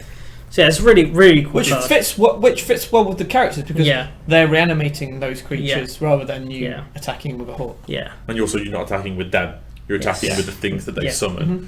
It kind of feels like Liliana, because like the old Liliana, where you had to kind of kill her first. Like if you had like a really good creature and then you played Liliana, Heretical Healer, because she would flip if the other creature died. You kind of had to kill Liliana first. Yeah. You kind of like you can kill all the zombies in the world. If they're still alive, it doesn't really matter all that much. You have to kill them first. Yeah. And they're a 4/4, which isn't the easiest thing in the world to do. No. Yeah, it's a cool card. I think I'll see Commander play. I'm not sure about Standard. I don't know. Unless there's some sort of zombie deck, which I don't think still don't have enough, I don't think, in the zombie deck. But we'll see. Next card coming up is Grim Flayer. Now, this was a really cool spoiler. It's green blacks. It's 2 mana for a 2/2 creature, human warrior. Again, a mythic. Trample. Whenever Grim Flayer deals combat damage to a player, look at the top 3 cards of your library, put any number of them into your graveyard and the rest on top of your library in any order. And it's Delirium. Grim Flayer gets +2/+2 as long as there are 4 or more card types among cards in your graveyard. This card's real. This card is stupidly good. Yeah. Like, I just, when I read it, I was like, okay, so it's a 2-mana 2/2 with trample. Okay, so it hits them and does what? Oh, turns Delirium on. That's what it does when it hits them. But also you can scry 3. You just want to keep them all. You get advantage, and then once you've got your Delirium, it's now a 4/4 with trample. And every one you play afterwards is a 4/4 with trample. It's just like. And it's not legendary, so you can keep playing more. It just seems crazy. He's also wearing hands. He is. Well, yeah. His jacket's made of hands. Yeah. Nice. Yeah, because he's a Flayer. He cuts your skin off. Yeah. Turns it into a suit. Yeah, really, really powerful card. Like, my one concern is that Sylvan Advocate's a 2/3 and becomes a 4/5. Yeah. Like, it's the only concern I have for him. The question is, can you turn Delirium on quicker than you can get 5 lands? 6 lands. I'm pretty certain Sylvan Advocate's 6 lands. Yeah, yeah. Then, I know, but it's like Sylvan Advocate. Also, this deck stands alongside Sylvan Advocate. You they put them next to each other because they don't have to tap. They don't have to bash into each other. Surely your curves, like, you turn them on, you play the Vessel of Nascency, and then you play this guy, and then your next third turn is you crack off your Nascency. Yeah. So this now is a 4/4 because that's what that card does. Yeah.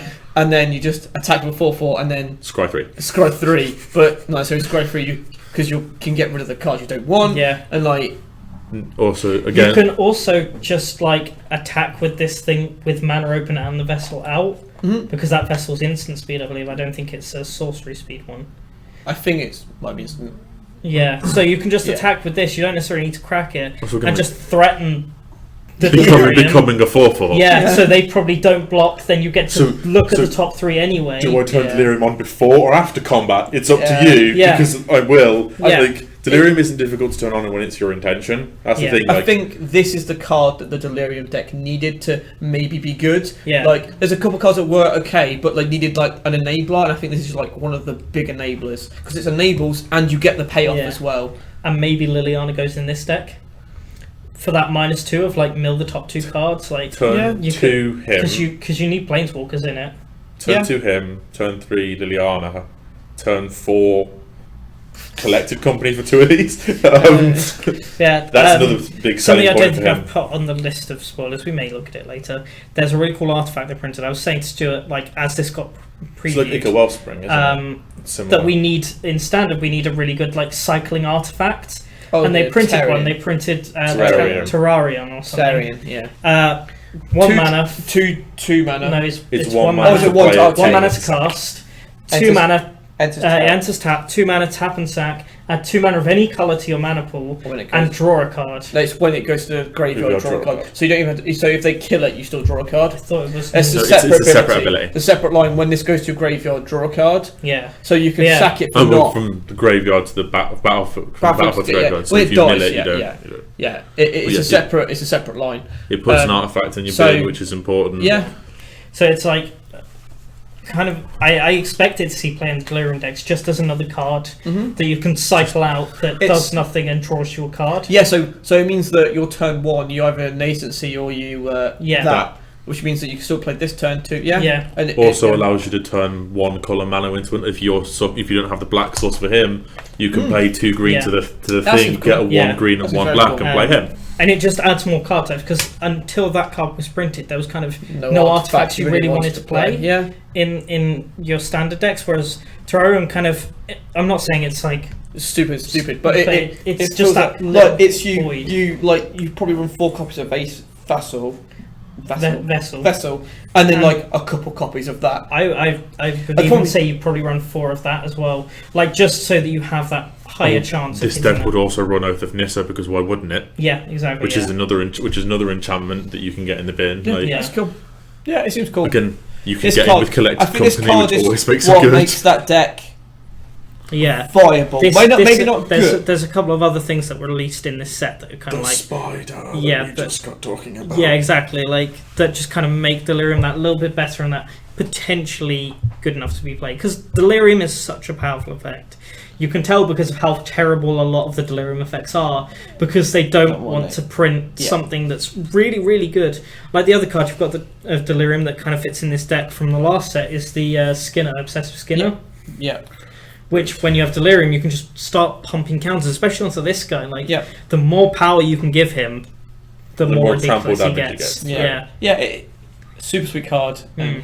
Just like Also, when he becomes a 4/4, he has trample, which means that Well, you he's, already get, he's probably don't- going to be doing the you- damage, so you you just- can then get the sprawl you just- effect. this Yeah. card is silly, and Yeah. another mythic that's like it's definitely a mythic. yeah. It's another card that tempts me back into standard. Right, we're on to kind of less splashy cards now, I guess. I'll just leave while you two talk about this one. So, this was a card that both But me it's and... a green and card. me Stuart. and You Guy love green. It's not a creature that punches people in the face. It's a green card that both me and Guy were pretty excited about. Splendid Reclamation. 3 and a green, sorcery. Return all land cards from your graveyard to the battlefield tapped.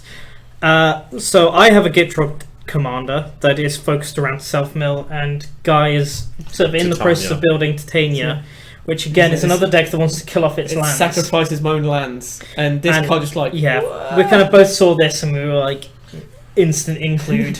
It's like just- they were watching this, Tom, and they Yeah. knew what we were doing. Just the value of this, because my Gitrog deck manages to kind of mill the entire deck fairly consistently, and this card just, once you've milled yourself completely, you just throw your lands onto the battlefield. Suddenly I've got 30 mana to be playing around with in the next turn.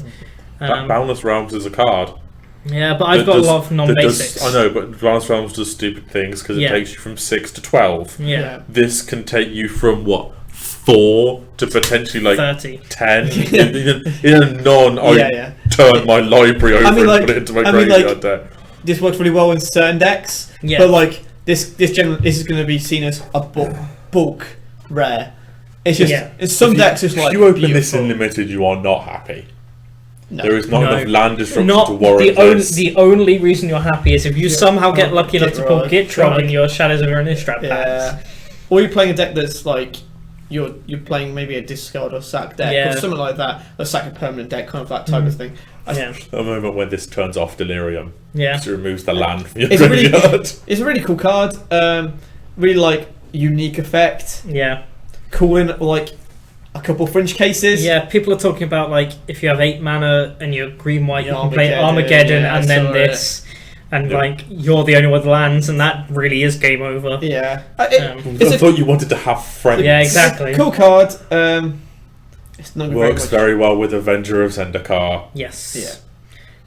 Yeah. Lots of goodness. Good works well with fetch lands. Yeah. Whatever you what have it's a cool card that will see a bit of play in some obscure formats. Yeah. It's an instant include in some commander decks. If it's not, then you don't want it at all. It helps you recover if you don't win from scape shift. I mean, define recover because you don't lose anything playing like when you play Scape Shift. You have to sack land. But then you fetch those out of your deck, so you don't lose anything. Yeah, but if that fails, if they like say prevent the damage from your Valakut, okay, you could then play this and then all your mountains trigger again from the Valakut you've got on the battlefield. Okay, so potentially Escape as a Shift could minor, win more. maybe. I'm sorry, I'm trying to find cases for it. Okay, that aren't just in 2 commander decks. Anyway, we'll move on to our next card. Any commander deck that runs Cruise All the World. So next card, Docent of Perfection. This is the final part of the story of No, it's not. of Delver of Secrets. It's up till now anyway. So Docent of Perfection is 3 blue for a creature insect horror, 5/4. Flying.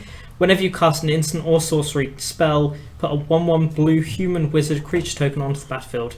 Then, if you control 3 or more wizards, transform Docent of Perfection. And it becomes the final iteration. A 6/5 flying creature Eldrazi insect with wizards you control get +2/+1. So those 1/1 wizard tokens become flip Delver of Secrets. Yeah. Free to fly. And whenever you cast an instant or sorcery spell, put a 1/1 blue human wizard creature token onto the battlefield. So you make more Delver of Secrets. Yep. This card's really cool. Yeah, it's cool. Don't think it's going to see standard play. No. I didn't put it on here for that. But I just think it's really interesting. Delver does this because it's 1 mana. Yeah, it's really nice for them to like continue on that story. Like they released Aberrant Researcher And Perfected Form. and Perfected Form, and we were like, oh, that's really cool. That's the next phase of the story. And I don't think anyone really expected, like when we were coming into Shadows of Innistrad, everyone was expecting to like either they were hoping for Delver of Secrets reprint, or they were expecting to see some kind of continuation of that story. But I don't think anyone was expecting when we were going to Eldritch Moon, we'd get the third part of that story, and I just think it's really cool. The missing ingredient was obviously Eldrazi. Yeah, like that's what I was looking for. There's so many because the original art of Delver of Secrets is a dude with insects in cages, and then you've got the flip of that, which is an insect with humans in cages. Yeah, that then turns the 1/1 wizards into 3/2 Delvers. Yeah. And it ticks all the flavor boxes which Delver of Secrets always has done. Yeah. Even Abhorrent Researcher and Perfected Form continue on this whole trend. Yeah. But at the same time, I'm just like, Delver of Secrets is a common. Yep. Perfected Form is an uncommon. Yeah. This is a rare. Yeah, but there is a mythic that hasn't been printed yet. I mean, you open this and you always play it. In limited, it's a 5 mana 5/4 with flying and upsides. And I'm in blue now. You don't necessarily even have to have upsides. Just that on its own is good. Yeah, so it's a really strong card in there. Yeah, and if you manage to flip you manage to flip it, and you have incidental wizards that aren't your tokens. Also, pretty sweet. Gisser and Jarov get +2/+1 on flying. I mean, oh god. Again, like to bring back, not to mention the C word again, but there are a lot of creatures in Commander that are just accidental wizards. Yeah. Like Goblin Electromancer is a wizard.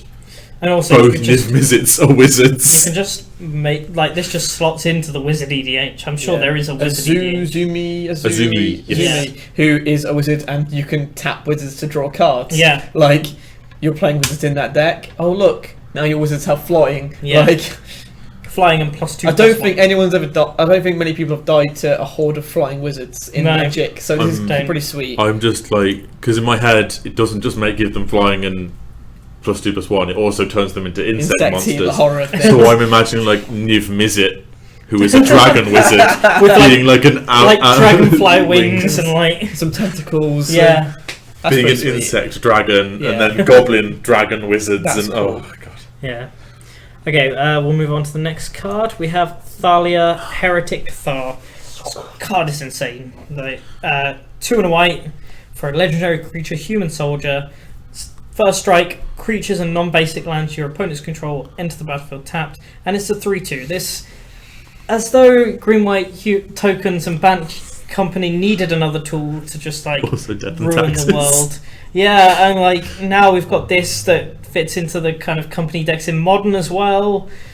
I play Thalia turn 2 into Thalia turn 3. Like, all your shit costs more, and all your stuff enters the battlefield tapped.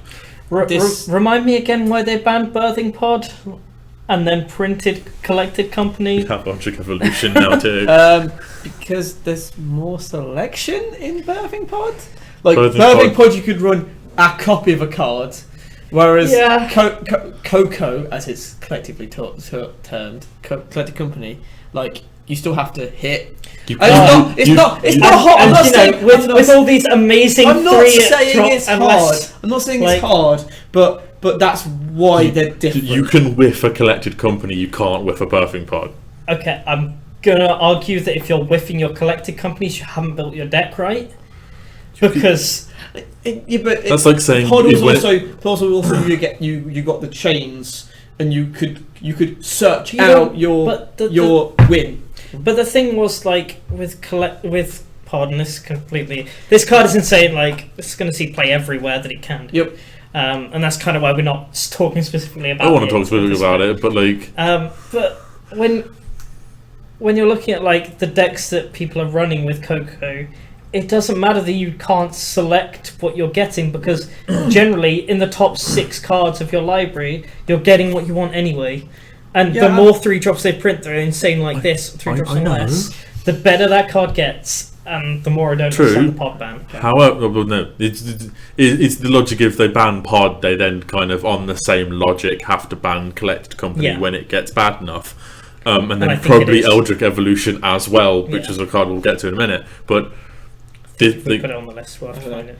even after Collected Company goes out of Standard, she will see play in Standard. She's a Yeah. 3 mana, 3/2 first strike with a relevant creature type, because Yeah. humans is definitely a relevant creature type. She works really well with her own lieutenant that makes her a 4/3, I believe, Yes, yeah. which is strong enough to kill most things.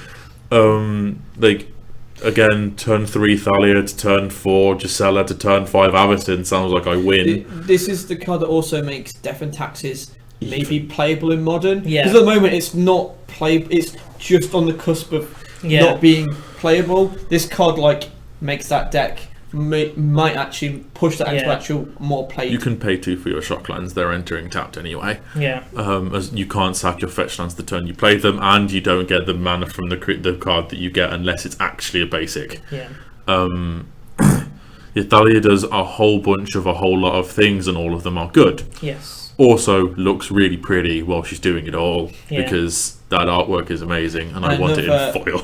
Badass woman Yep. Yep. on Innistrad. Yeah. Also, she's also isn't she the games? No, she's not game. She's the Games Day promo. Yeah. She's the Buy-a-Box promo, Yes. Yeah. and I hate that artwork.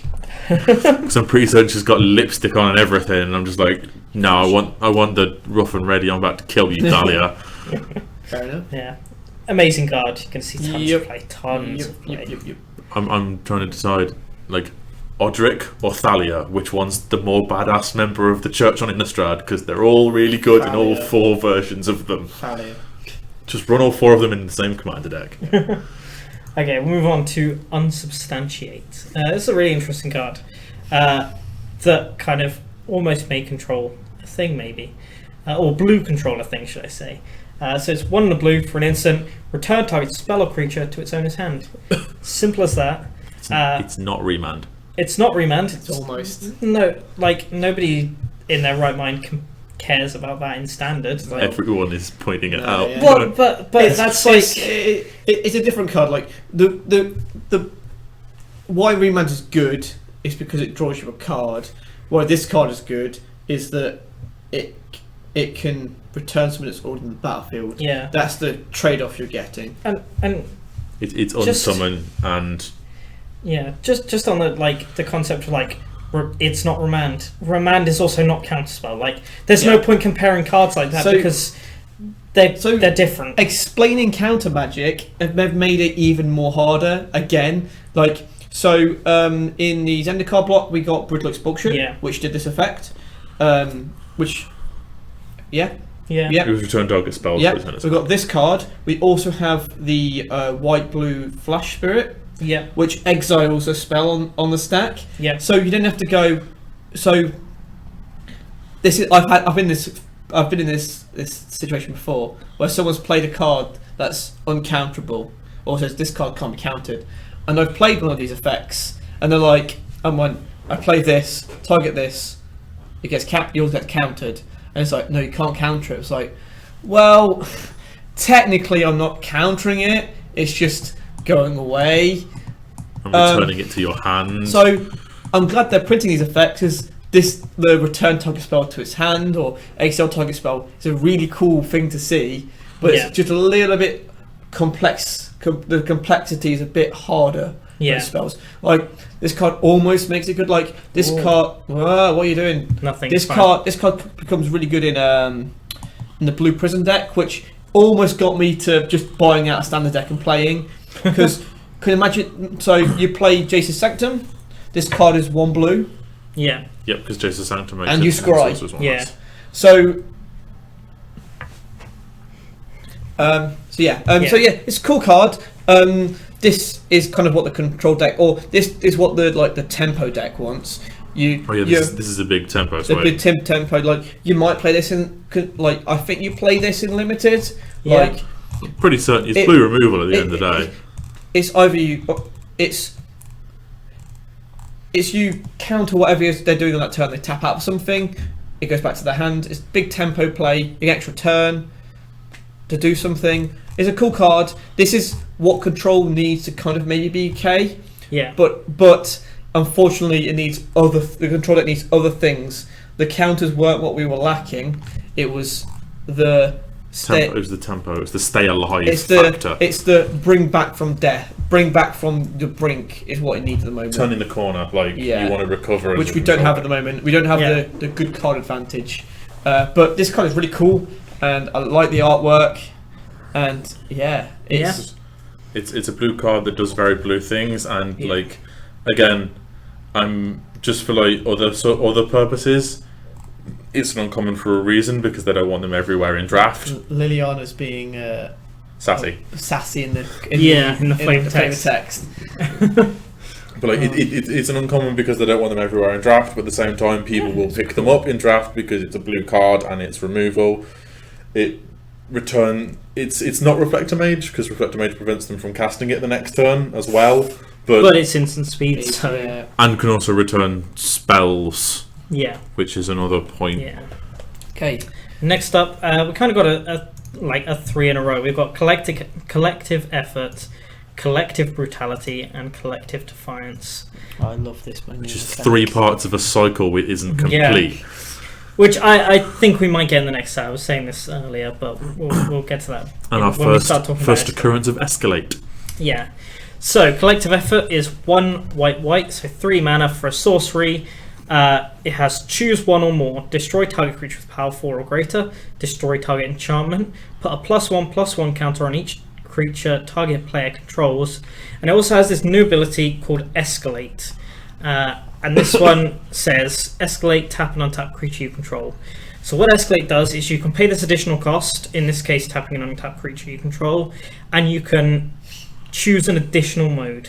You don't get to choose the same modes that you've chosen before. You can't choose infinite modes. You can't just like tap down 5 creatures and have 5 parts of the spell. You tap up to 2 creatures and you get all 3 effects. It's not multi-kicker. No. They also resolve in the order they are on the card, which generally isn't important, but some things it kind of matters. Yeah, like for this one, it is a good example where obviously the first mode is destroy target creature with power 4 or greater, and the last one is put a +1/+1 counter on each creature target player controls. You can't buff their team and then destroy their creature. You have because to, it's now powerful enough to kill. You have to destroy, then +1/+1 counter. This one's really cool. I don't think it's the best one out of this set by any means. It's still good. It's really good. Yeah. I was like blown away when this card was spoiled. I was like, so it's 3 mana for remove a thing they can block with, and then I can tap a creature and all my creatures get big. Like, it just seems really good. Like, it's not just like +1/+1 length of turn. It's permanent +1. Yeah, it's the kind of thing where you're playing this, so you're plussing, and then like turn after you're playing this, you're tapping your plant token that's like a 1/2 maybe if to you destroy an Nissa. Avacyn. Yeah, and +1/+1 all your guys. And then -2 Nissa to do it again. Convoke is a mechanic. Yeah. Convoke is a very powerful mechanic. This thing's escalate cost is convoking. Yeah, basically, yeah. It allows you to go, well, I have 3 mana, but I have like 5 creatures, and 2 of these aren't going to be doing anything this turn. Yeah. So Bink, I'll tap them for mana. Essentially tap them for mana. I love the escalate. Like, it's really cool what they're doing with. I love that they're keeping on up with the modal cards. It's really cool. The modal cards are really cool, and this is a really cool spin on it. And I hope we get more of these cards. Yeah. Because it's a really cool. Yeah. Like I said, like with their names being Collective X, I feel like it's impossible for them not to finish this cycle. Collective knowledge and collective vigor. Like, something it's like not that, difficult. Yeah. Like I think it's almost guaranteed to happen either in Kaladesh or the set after that. Like it's going to be soon. Where's our escalate cryptic command? They won't leave this for long. I'm going to skip brutality. I just want to talk about the artwork. Yeah. Because there's a card called Inspiring Charge in Zendikar, which is Gideon leading an army of like vampires and core, and Gideon's really enthusiastic. Gideon is not very enthusiastic in this card. He is leading an army of zombies. That's also why. And he's. I don't think he can inspire them the way he can inspire normal people. I don't think zombies can muster the courage that he might be looking for. Yeah, so like I said, we're going to skip Collective Brutality just for a second. We'll come back to it, don't you worry. We're going to go to Collective Defiance. And I believe this was the first of the rare cycle that was spoiled. The Collective Brutality was first. Was it Brutality first? Okay. Because we had them all in different languages and we weren't sure if it was a cycle. So, Collective Defiance is 1 red for a sorcery. It has choose 1 or more, target player discards all the cards in his or her hand, then draws out many cards. Collective Defiance deals 4 damage to target creature, and Collective Defiance deals 3 damage to target opponent. And then it has Escalate 1. So this one's kind of a bit less exciting maybe than the other one. Because the Escalate cost is just mana, there's no alternate.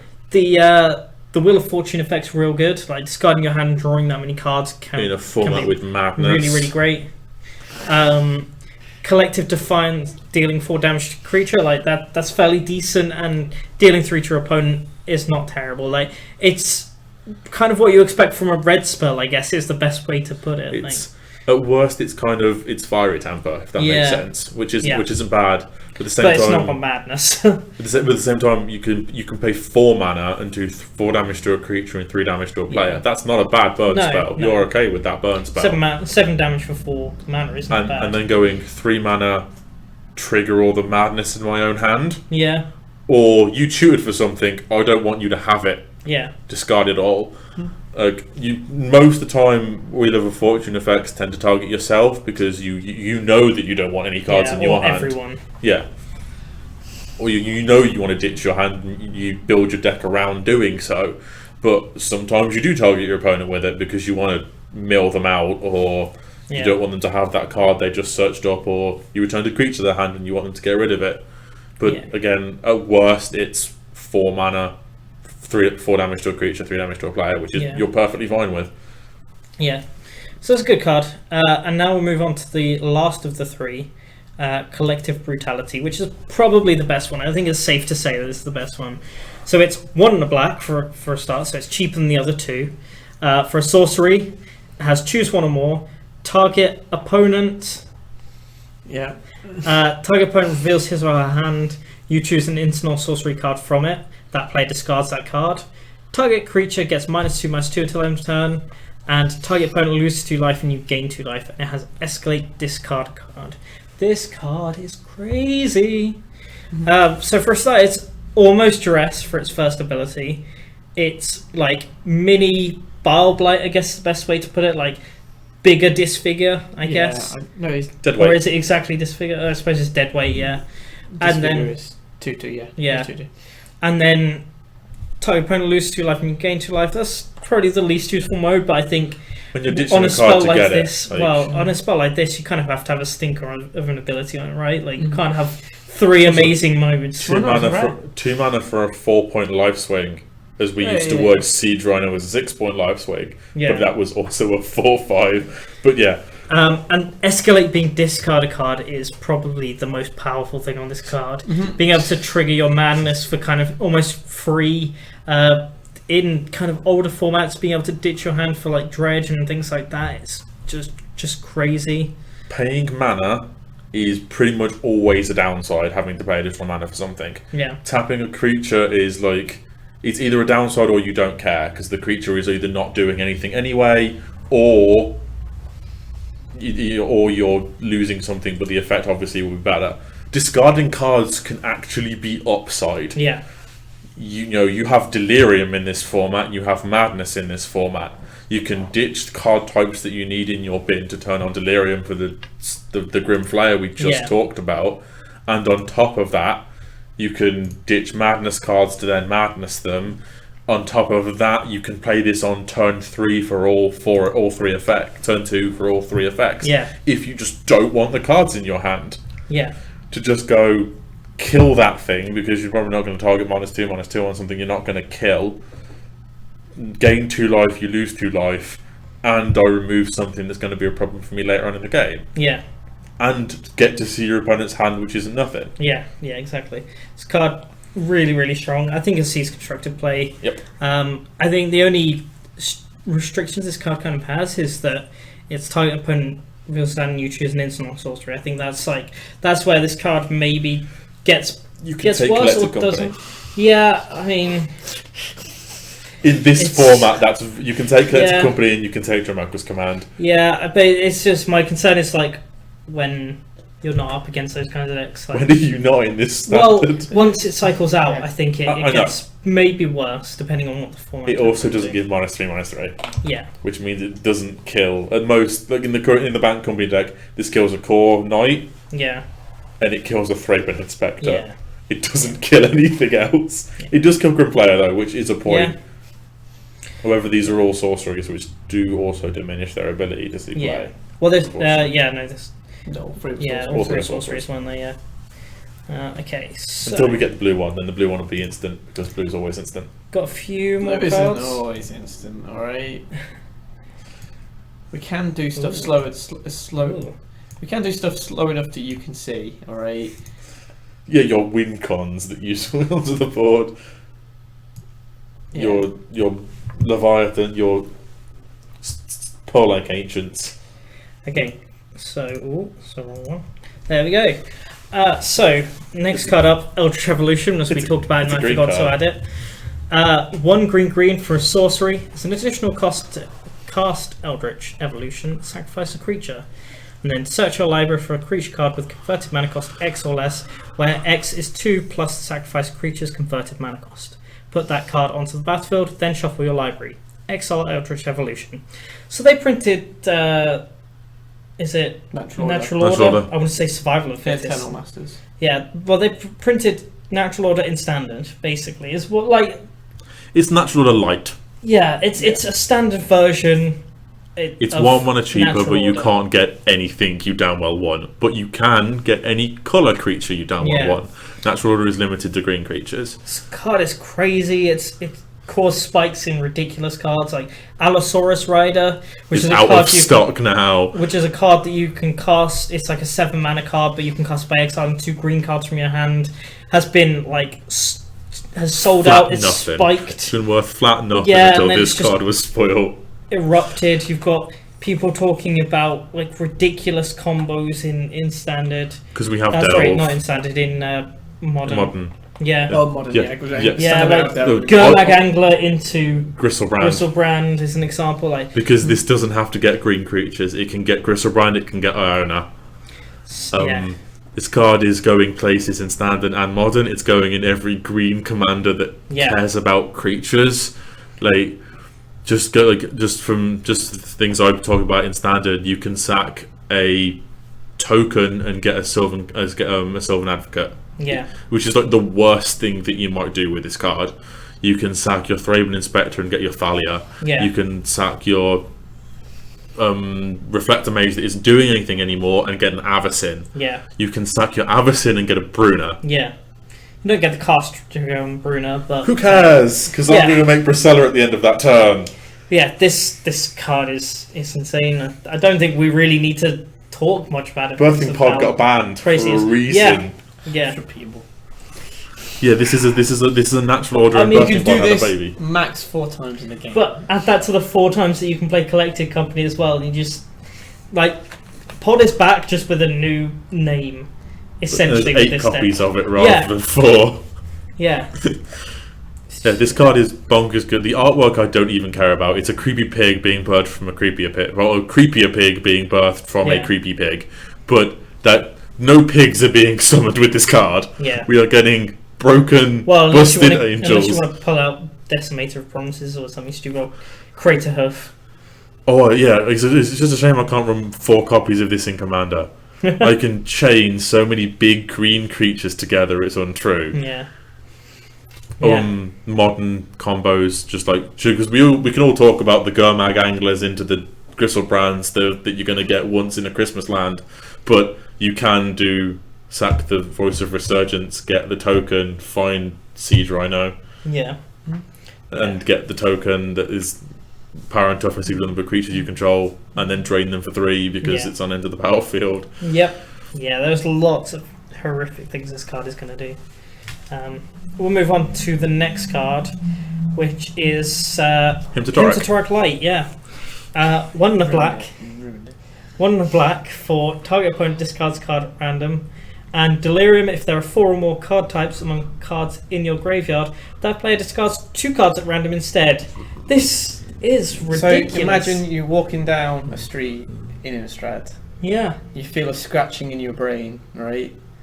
And then Emrakul slips into your mind and just whispers, Torak, Yeah. Torak. Like, if you've never had to discard a card at random, that you've not or don't understand how ridiculous the card is. Like, if this was just discard a card, we wouldn't be like as ridiculous. No. But because it the would be Mind Rot, wouldn't random, Yeah. Mind Rot is 2 mana to target by discards Yeah. 2 Yeah. cards. yeah, 4 mana. Or Okay. 3 mana. 3 mana. It's 3 mana. It's black and 2. Yeah. So if it was that, we'd go, oh, cool. It's a Yeah. it's a conditional mind drop. Yeah. But because it's random, they don't get to choose. So they can go, well, I got these madness cards, but they could just discard the land which they need. Yeah. It's like, Or they discard their like madness I mean, like enablers. even for 2 mana, this is insane. Like, so it's limited. You're on the play. No, yeah, you're on the play. Land. They've kept a sketchy hand. They play that land. You play second land. You make them discard at random, and they discard the land which they needed to play the rest of the hand. Yeah. Or discard the 1 card which they kept the hand for. Yeah.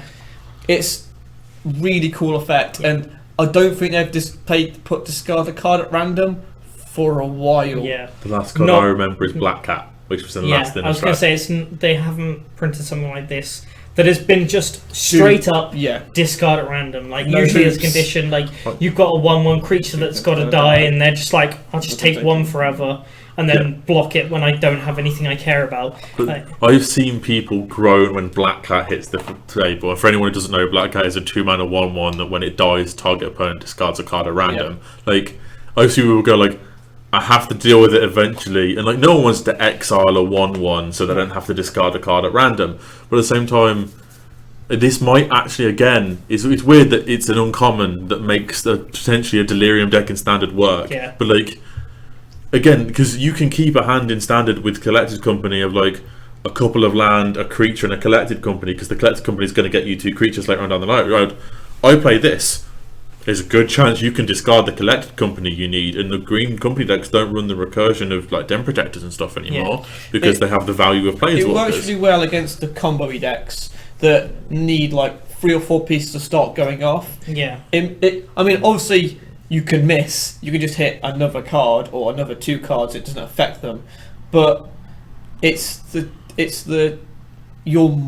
this card is like you're more likely to hit the things they need because it's random. They don't get to choose. Yeah.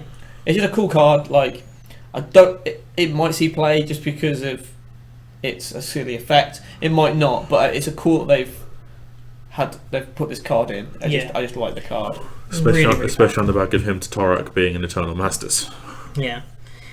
So next up we got another almost control card. Scour the Laboratory. 4 blue, instant, draw 3 cards, and has Delirium. Scour the Laboratory costs 2 less to cast if there are 4 or more card types among cards in your graveyard. It's a cool card. It's like, I don't feel like you're playing this for 6 mana. No, you don't ever want to play this for 6 mana. And this is the problem. This is like, I think this is the best draw spell we have in Standard at the moment. Just flat draw. We have Nephalia Drownyard, I think is the other option, and Ugin's Insight. Yeah. And Coastal Discovery. No, Coastal Insight is a sorcery. Yeah, Ugin's Insight is a sorcery. Epiphany the Drownyard is an instant. But you have to sink mana into it, don't you? It's an X spell, but your opponents get to choose the which pile, which pile you take or which piles you have. We also have the Fact or Fiction from this set. Yeah. That puts one pile face up and one pile face down. So all the draws like really oddly conditional, or your opponent gets to choose. Like this is the closest we've got. Like this is the thing that should make control good or like playable, but it's not. Yeah. Because control wants to guarantee I'm paying this much mana for this many cards, and 6 mana for 3 cards is too much. If it was Jace Ingenuity, control might be sort of playable. So you think that if maybe it was 3 blue for its regular cost and then cost 2 less? Oh yeah, I think it would be definitely. Like I'm happy playing 5 mana and speed to draw 4 or 3 cards, but 6 is a bit too much, I think. Yeah. Like, do you think 1 blue draw 3 cards would be too powerful? Yeah. Yeah. That's why that if. Yeah. What would you say if it was? If it was 1 mana less. I would say that's probably. You'd play that obviously, but like, I think this is like, if you happen to build like. The control deck at the moment will probably play Jaces and you are putting stuff in your bin, but the hard control deck is very hard to get Delirium turned on because you're not wanting to play a lot of different card types. You're going to be playing instants and you're going to be playing a couple of creatures maybe and land and then sorceries and maybe planeswalkers. But you're going to be light on the sorceries because generally they're not. You don't want to be doing that in a control deck. Yeah. The planeswalkers you don't want to be ditching because you want to be able to play those. Yeah. And your creatures are your win conditions, like they're the things you're killing. Or they're Jaces, which you want to be turning into Planeswalkers. Yeah, and the problem with Jace as well at the moment is there's no good cast flashback. No. There's no like board wipes that are going to stabilise you when you flash them back. So Jace doesn't even do anything in your control decks anymore. Like he takes forever to flip, and then when he does, there's no payoff really. So yeah. Do you want to know what happens when you fix Dig Through Time? This is what happens when you fix Dig Through Time. Well, this is more of a fixed treasure cruise, I'd say. Yeah. Dig Through Time was disgusting because you could just top 7. Yeah, you got to choose. It's like we've come from an era of Dig Through Time and Treasure Cruise, and then they're like, well, Blue, you had your draw fun, you can't have anything anymore. Control still wasn't good then. That's the problem. But it's cool. Like you open this again. Like is limited. You play this in limited. Like you want a copy of it. Find Delirium is easier to turn on limited because you're running the artifacts because you're running them. It's a cool card. I just wanted to point out that like it seems like a really cool control card, but it just is shy of good enough. Yeah.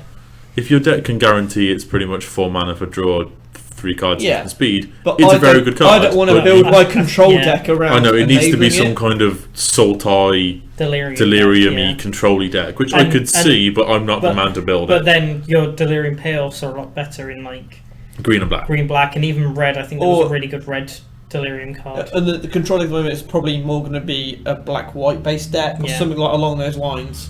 So you don't be playing blue for this because it's not going to. Yeah. Right, we'll check out our next card, Mirror Wing Dragon.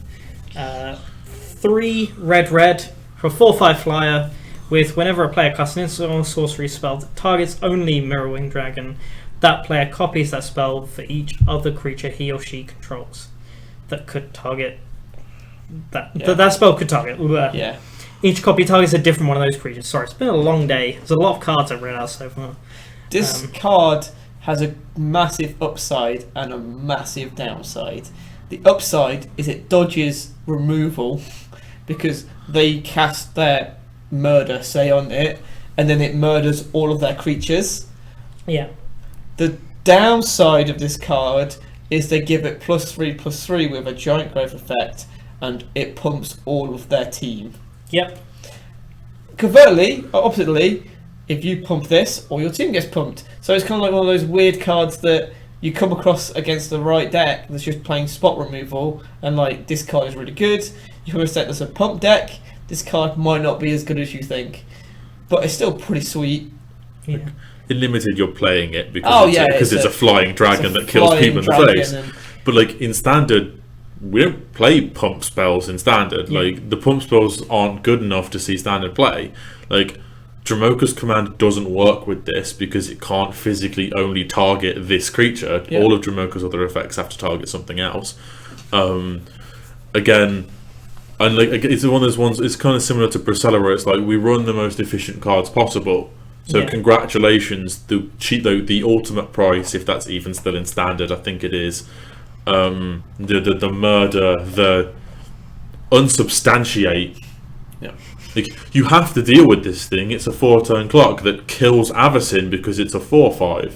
It's a 5-turn clock, sorry, Yeah. because it's a 4/5. Yeah. Like it kills Avacyn because Avacyn's a 4/4. Like, and it's got like the weirdest and also reddest protection possible. In you can kill me just fine, but I will take things down with me. Yeah, it's cool. Yeah, it's a cool card. Interesting ability. It's the red rare / mythic abilities. Yeah. You know, it's unusual. Like it's very It's the Zarga-esque. random required dragon of the set that we need to What have. was the dragon from Innistrad? From original Innistrad? Block? Moonveil Dragon. Moonveil Dragon. Is this? Do you think this is what possibly? It might be. happened to That was a very shiny dragon. Yeah. It was a very, very shiny dragon. It might but be. the effects have got nothing to do with each other. Because I'm sure its head is very similar. It is. It does look similar, and Yeah. it That did. just And be, might be the style of dragons on Innistrad. Though. Yeah. the only two I think we've ever seen a Moonveil Yeah. Dragon in this. There was Mo- a undead dragon coming to life. oh yeah, there was a Innistrad skeletal cards. dragon. They like But- brought a card back every turn.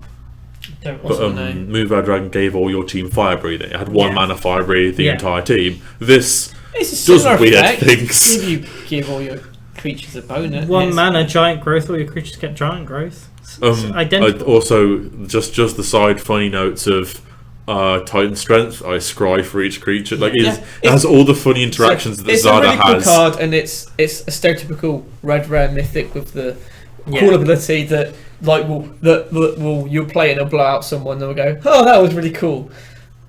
Yeah. We'll move on to our next card, I think. Sigarda's Aid. 1 white for an enchantment. You may cast aura and equipment spells as though they had flash. Whenever an equipment enters the battlefield under your control, you may attach it to target creature you control. This card's pretty cool. Yeah. Staple in every It's white not- commander it's not- deck that runs yeah. equipment and auras in this point forward. It's not a standard card. There's like nothing. There's like a I couple. keep looking and going, I really want an equipment deck because you've got You got all the stuff. you've got the from- armorer, Yeah. which gives all your creatures with equipment +1/+0, and when Yeah. they die, you draw a card. You've got the relic hunter. Yeah. That when it hits, you get to search for an Yeah. like the pieces are there, but your You've payoff got isn't the there. other red white guy. There's the red white guy, and then there's the other one. the one that the tappy one. Yeah. The one that Cohort, I think. cohort yeah. is a 0-3. Then there's cohort also and like the searches this thing is like a Stoneforge armor that gives all your equipped creatures +1/+1. the white Yeah. red dude. And there's the weapons trainer that gives all your equipped Yeah, the creatures weapons trainer's +1/+0. Oh, okay, yeah. Yeah. Like there is a red white equipment deck that's probably like F&M level, Yeah. but it's not Yeah. top It's cool. table level. I mean, this card is like is stupid in other formats. Yeah. Like we were talking, like you play like Batterskull or you play Surprise blocker Batterskull. like because you play instant, so like you can go, okay, you tap me, I block with this token, I flash in Umazawa's Jite, it gets 2 counters. Oh, okay. Like Yeah.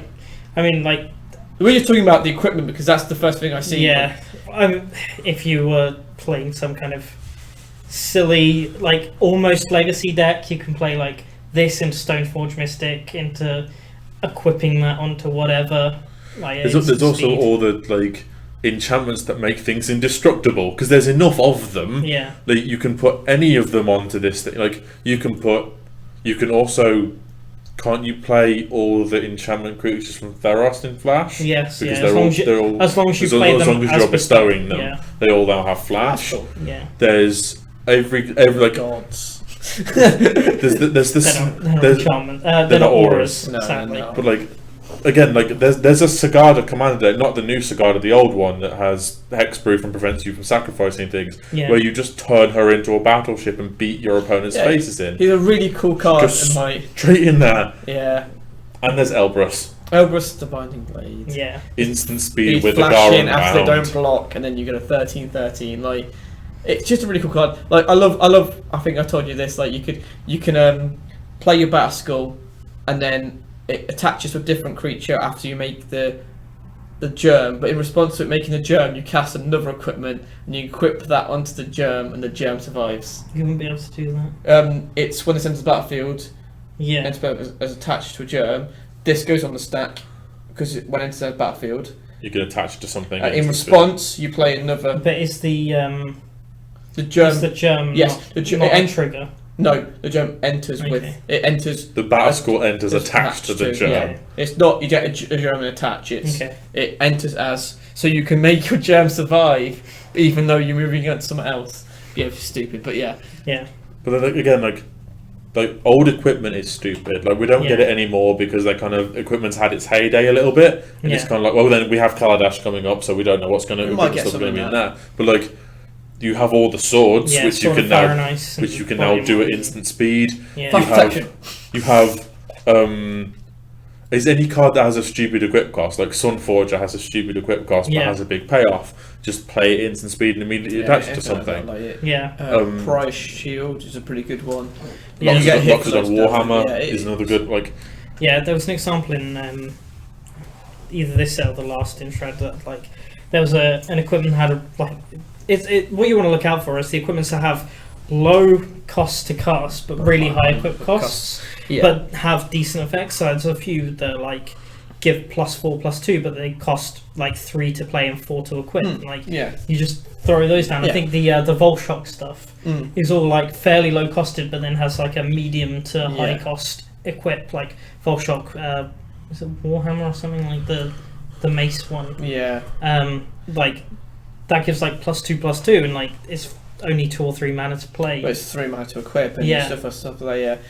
It's a really cool effect and it's really flashy and There's also the other ones where like some equipment have like the equip cost is sacking a creature or discarding a card. It isn't some of the plating. One of the plating is like discard a card or sack a creature to equip, and there's an axe in this set. The murderer's axe. Yeah. Like the equip cost is sacking a creature, and it gives like discarding a card, Yeah, one or two yeah. of them. It But it avoids gives stuff like but it that, gives yeah. like +4/+4. Yeah, you've got, Butcher's you've got stack. Stitcher's Graft as well. which Yeah, that's equips which for is- 2 but plays Yeah. for 1 and gives +3/+3. Yeah. But if you want to equip it, you have to say. It's any equipment that's cool. Like Yeah. it fits. Like Yeah. I think this is way more of a card you build equipment around than you do auras, Yeah. but it's still super sweet. Like Yeah. Yeah. I think that'll do it for like the in-depths. Was there any other cards that you guys are interested in? Are there anything that we missed? I don't know whether we covered them all. We Obviously, we covered didn't some cover of it, all of the cards, but There's some really cool cards in the set. Like most of like the 2-color cards are really sweet. Apart from like the haste guide, which I'm a bit confused about. But yeah, no, it seems like a really cool set. Limited, it looks like it's going to be a lot slower than Innistrad on its own, which is good because I feel like it needed to slow down a little bit. So I think the Shadow Silver and Shadow was quite a slow format already. It was quite a grindy format. You could be blown out really quickly with like werewolves. Yeah. I think in this set, because you're drafting Moon, and then Innistrad, it's gonna be slow. I think it's gonna be a bit grindier. No, I think it's actually Shadows Moon. No, it's the other way around. Is it? Yeah, it's always the new ones first. I thought it wasn't. I thought they changed that. I thought they updated because Battle for Zendikar was Battle Oath. Okay, I don't know. Yeah, they updated it so that you could kind of pick your cards out. We don't draft a lot. Going into, I think. We have to a little bit. But yeah, it's going to be a lot slower. I think because also reflecting on the mechanics, like we've not covered Emerge. Yeah, no. But that seems to be flavour like a lot of a grindier, slower format. Like Escalate seems to like so you can play it late game for more value. Delirium's still in there, so you're looking at late game. You've got the new flip werewolves that are not on a trigger there. You have to pay mana. And normally the mana's like 6, 7, 8 mana to flip. So I feel like it's going to be a lot slower or grindier in general. Yeah. Which is cool. I have no problem with that. No. I'm looking forward to playing with the new cards. I like because werewolves have kind of changed. They aren't humans into werewolves; they're now werewolves into Eldrazi monsters. Which is like they've kind of lost because they're like in the Arlene Cord stories and the Forgotten Realms articles. The werewolves were kind of becoming a little bit the protectors of the plane. They were protecting the innocent people from the angels that were attacking them, and it's like they were finally kind of getting control of their werewolf curse. And now they're all monsters with tentacle faces, which is not pleasant for them, I imagine. No. The spirit deck that's kind of floating around, there are tons of cool spirits in this deck. Was that intended to be a pun? pun? It was not intended to be a pun, but like there's tons of cool spirits in this set. Kind of annoyed there isn't a Geist of Centraft new printing. We got it. We got it in Shadows. That's Invocation of Geist. Yeah. I mean, like an actual. They were never going to reprint that. Not reprint Geist of Saint Traft, but like Saint Traft, founder of the Order, because the Order of Saint Traft is still around. Like, and then they could have made a green-white spirit legend that would have been gone with all the blue-white. Yeah, blue-white. Sorry, I got green on the brain. But like, in the limited format seems kind of similar to Innistrad, what we're used to. Like, there's zombies that you can kind of draft around, and there's werewolves you can draft around, and there's spirits you can draft around, and there's humans you can draft around. Like, these draft formats, these draft like archetypes have existed since old Innistrad, and it's nice to see that they're still around. But something I was chatting to Tom about was like a lot of people were concerned that this was going to be Rise of the Eldrazi Part 3. This was going to be, oh look, Eldrazi are everywhere again. Yeah, they've done it well. They've kept the Eldrazi to a minimum, and they've not made it massive cards. And any of the Eldrazi they've made, like they're on the back side. They're on the back side. There are a lot of Eldrazi in this set, but they're all like Eldrazi something else. Like, it feels like Emrakul has come in and taken over Innistrad, not like this is Innistrad. She's come and brought a brood of Eldrazi and brought like. The only Eldrazi in this set that's just a pure Eldrazi, or is an original Eldrazi, is Emrakul. Everything else is something else that becomes Eldrazi. Yeah, because all the Emerge cards are also like they're creatures have like emerged out. Yeah. But like it's not an Eldrazi set; it's a Lovecraftian set. Yeah, there's tentacles growing out of things that shouldn't have tentacles growing out. I'm glad they've done it this way because it means, as I said, it rounds off the story from the last block, and it kind of brings us quite nicely into the two set blocks. Yeah, having this kind of crossover. Yeah, where it's kind of because it is a weird period between the two. Where we've still got cards of Dragons of Tarkir and Origins that kind of still lingering, and then this kind of like two sets fades over, and then I think the next set will be like this is now new. Yeah, And I'm glad we're going somewhere new next. Gatewatch has a new mission because they're done with. Well, I'm assuming they're all done with the Eldrazi now. I hope that the Gatewatch split up because it was cool to see them team up, but I don't want them just going around as a group. I feel like I don't think Liliana will stay with them. No way. The only upside I see to the Gatewatch is they're able to now have stories with bigger villains. We might see the Phyrexians come back because now we have this big group of planeswalkers fighting together.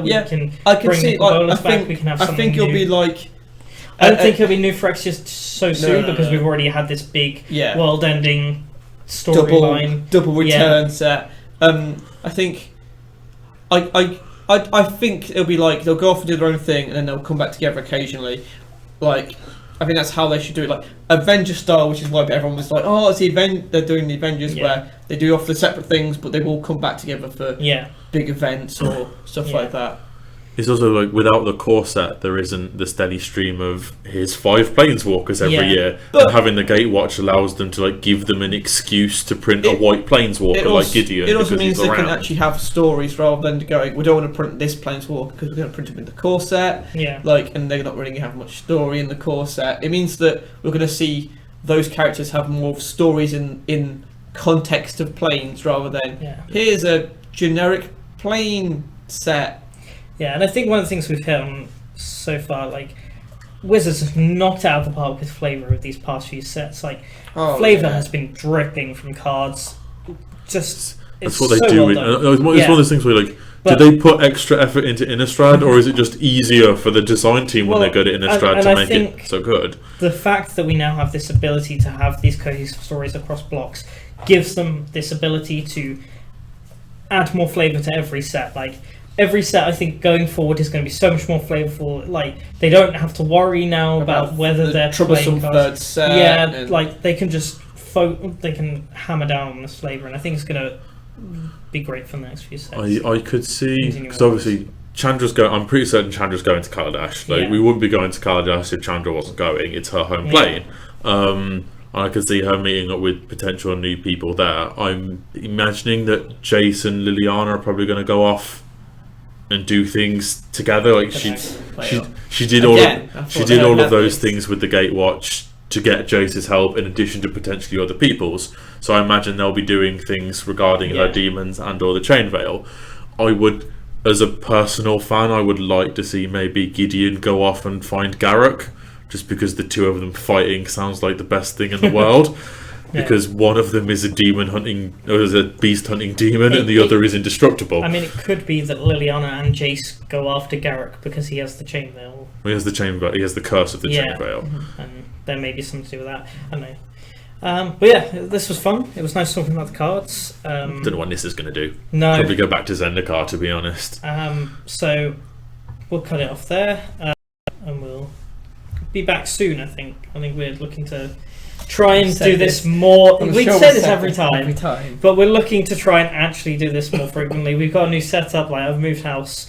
It's a lot easier for us to do this podcast now than it has been before. What's the next thing coming out? Isn't it? Is it Conspiracy? Conspiracy, I believe, is the next. And then it's the 4-color Commanders. No, and then Kaladesh will be after that, and then Commanders. But we'll be back soon. There's always stuff kicking off. There's a lot of stuff in the news, like the Magic community news at the moment, that's kind of going off. So we'll be back next time. But for now, this is Tom, Guy, and Stuart saying bye-bye. Bye.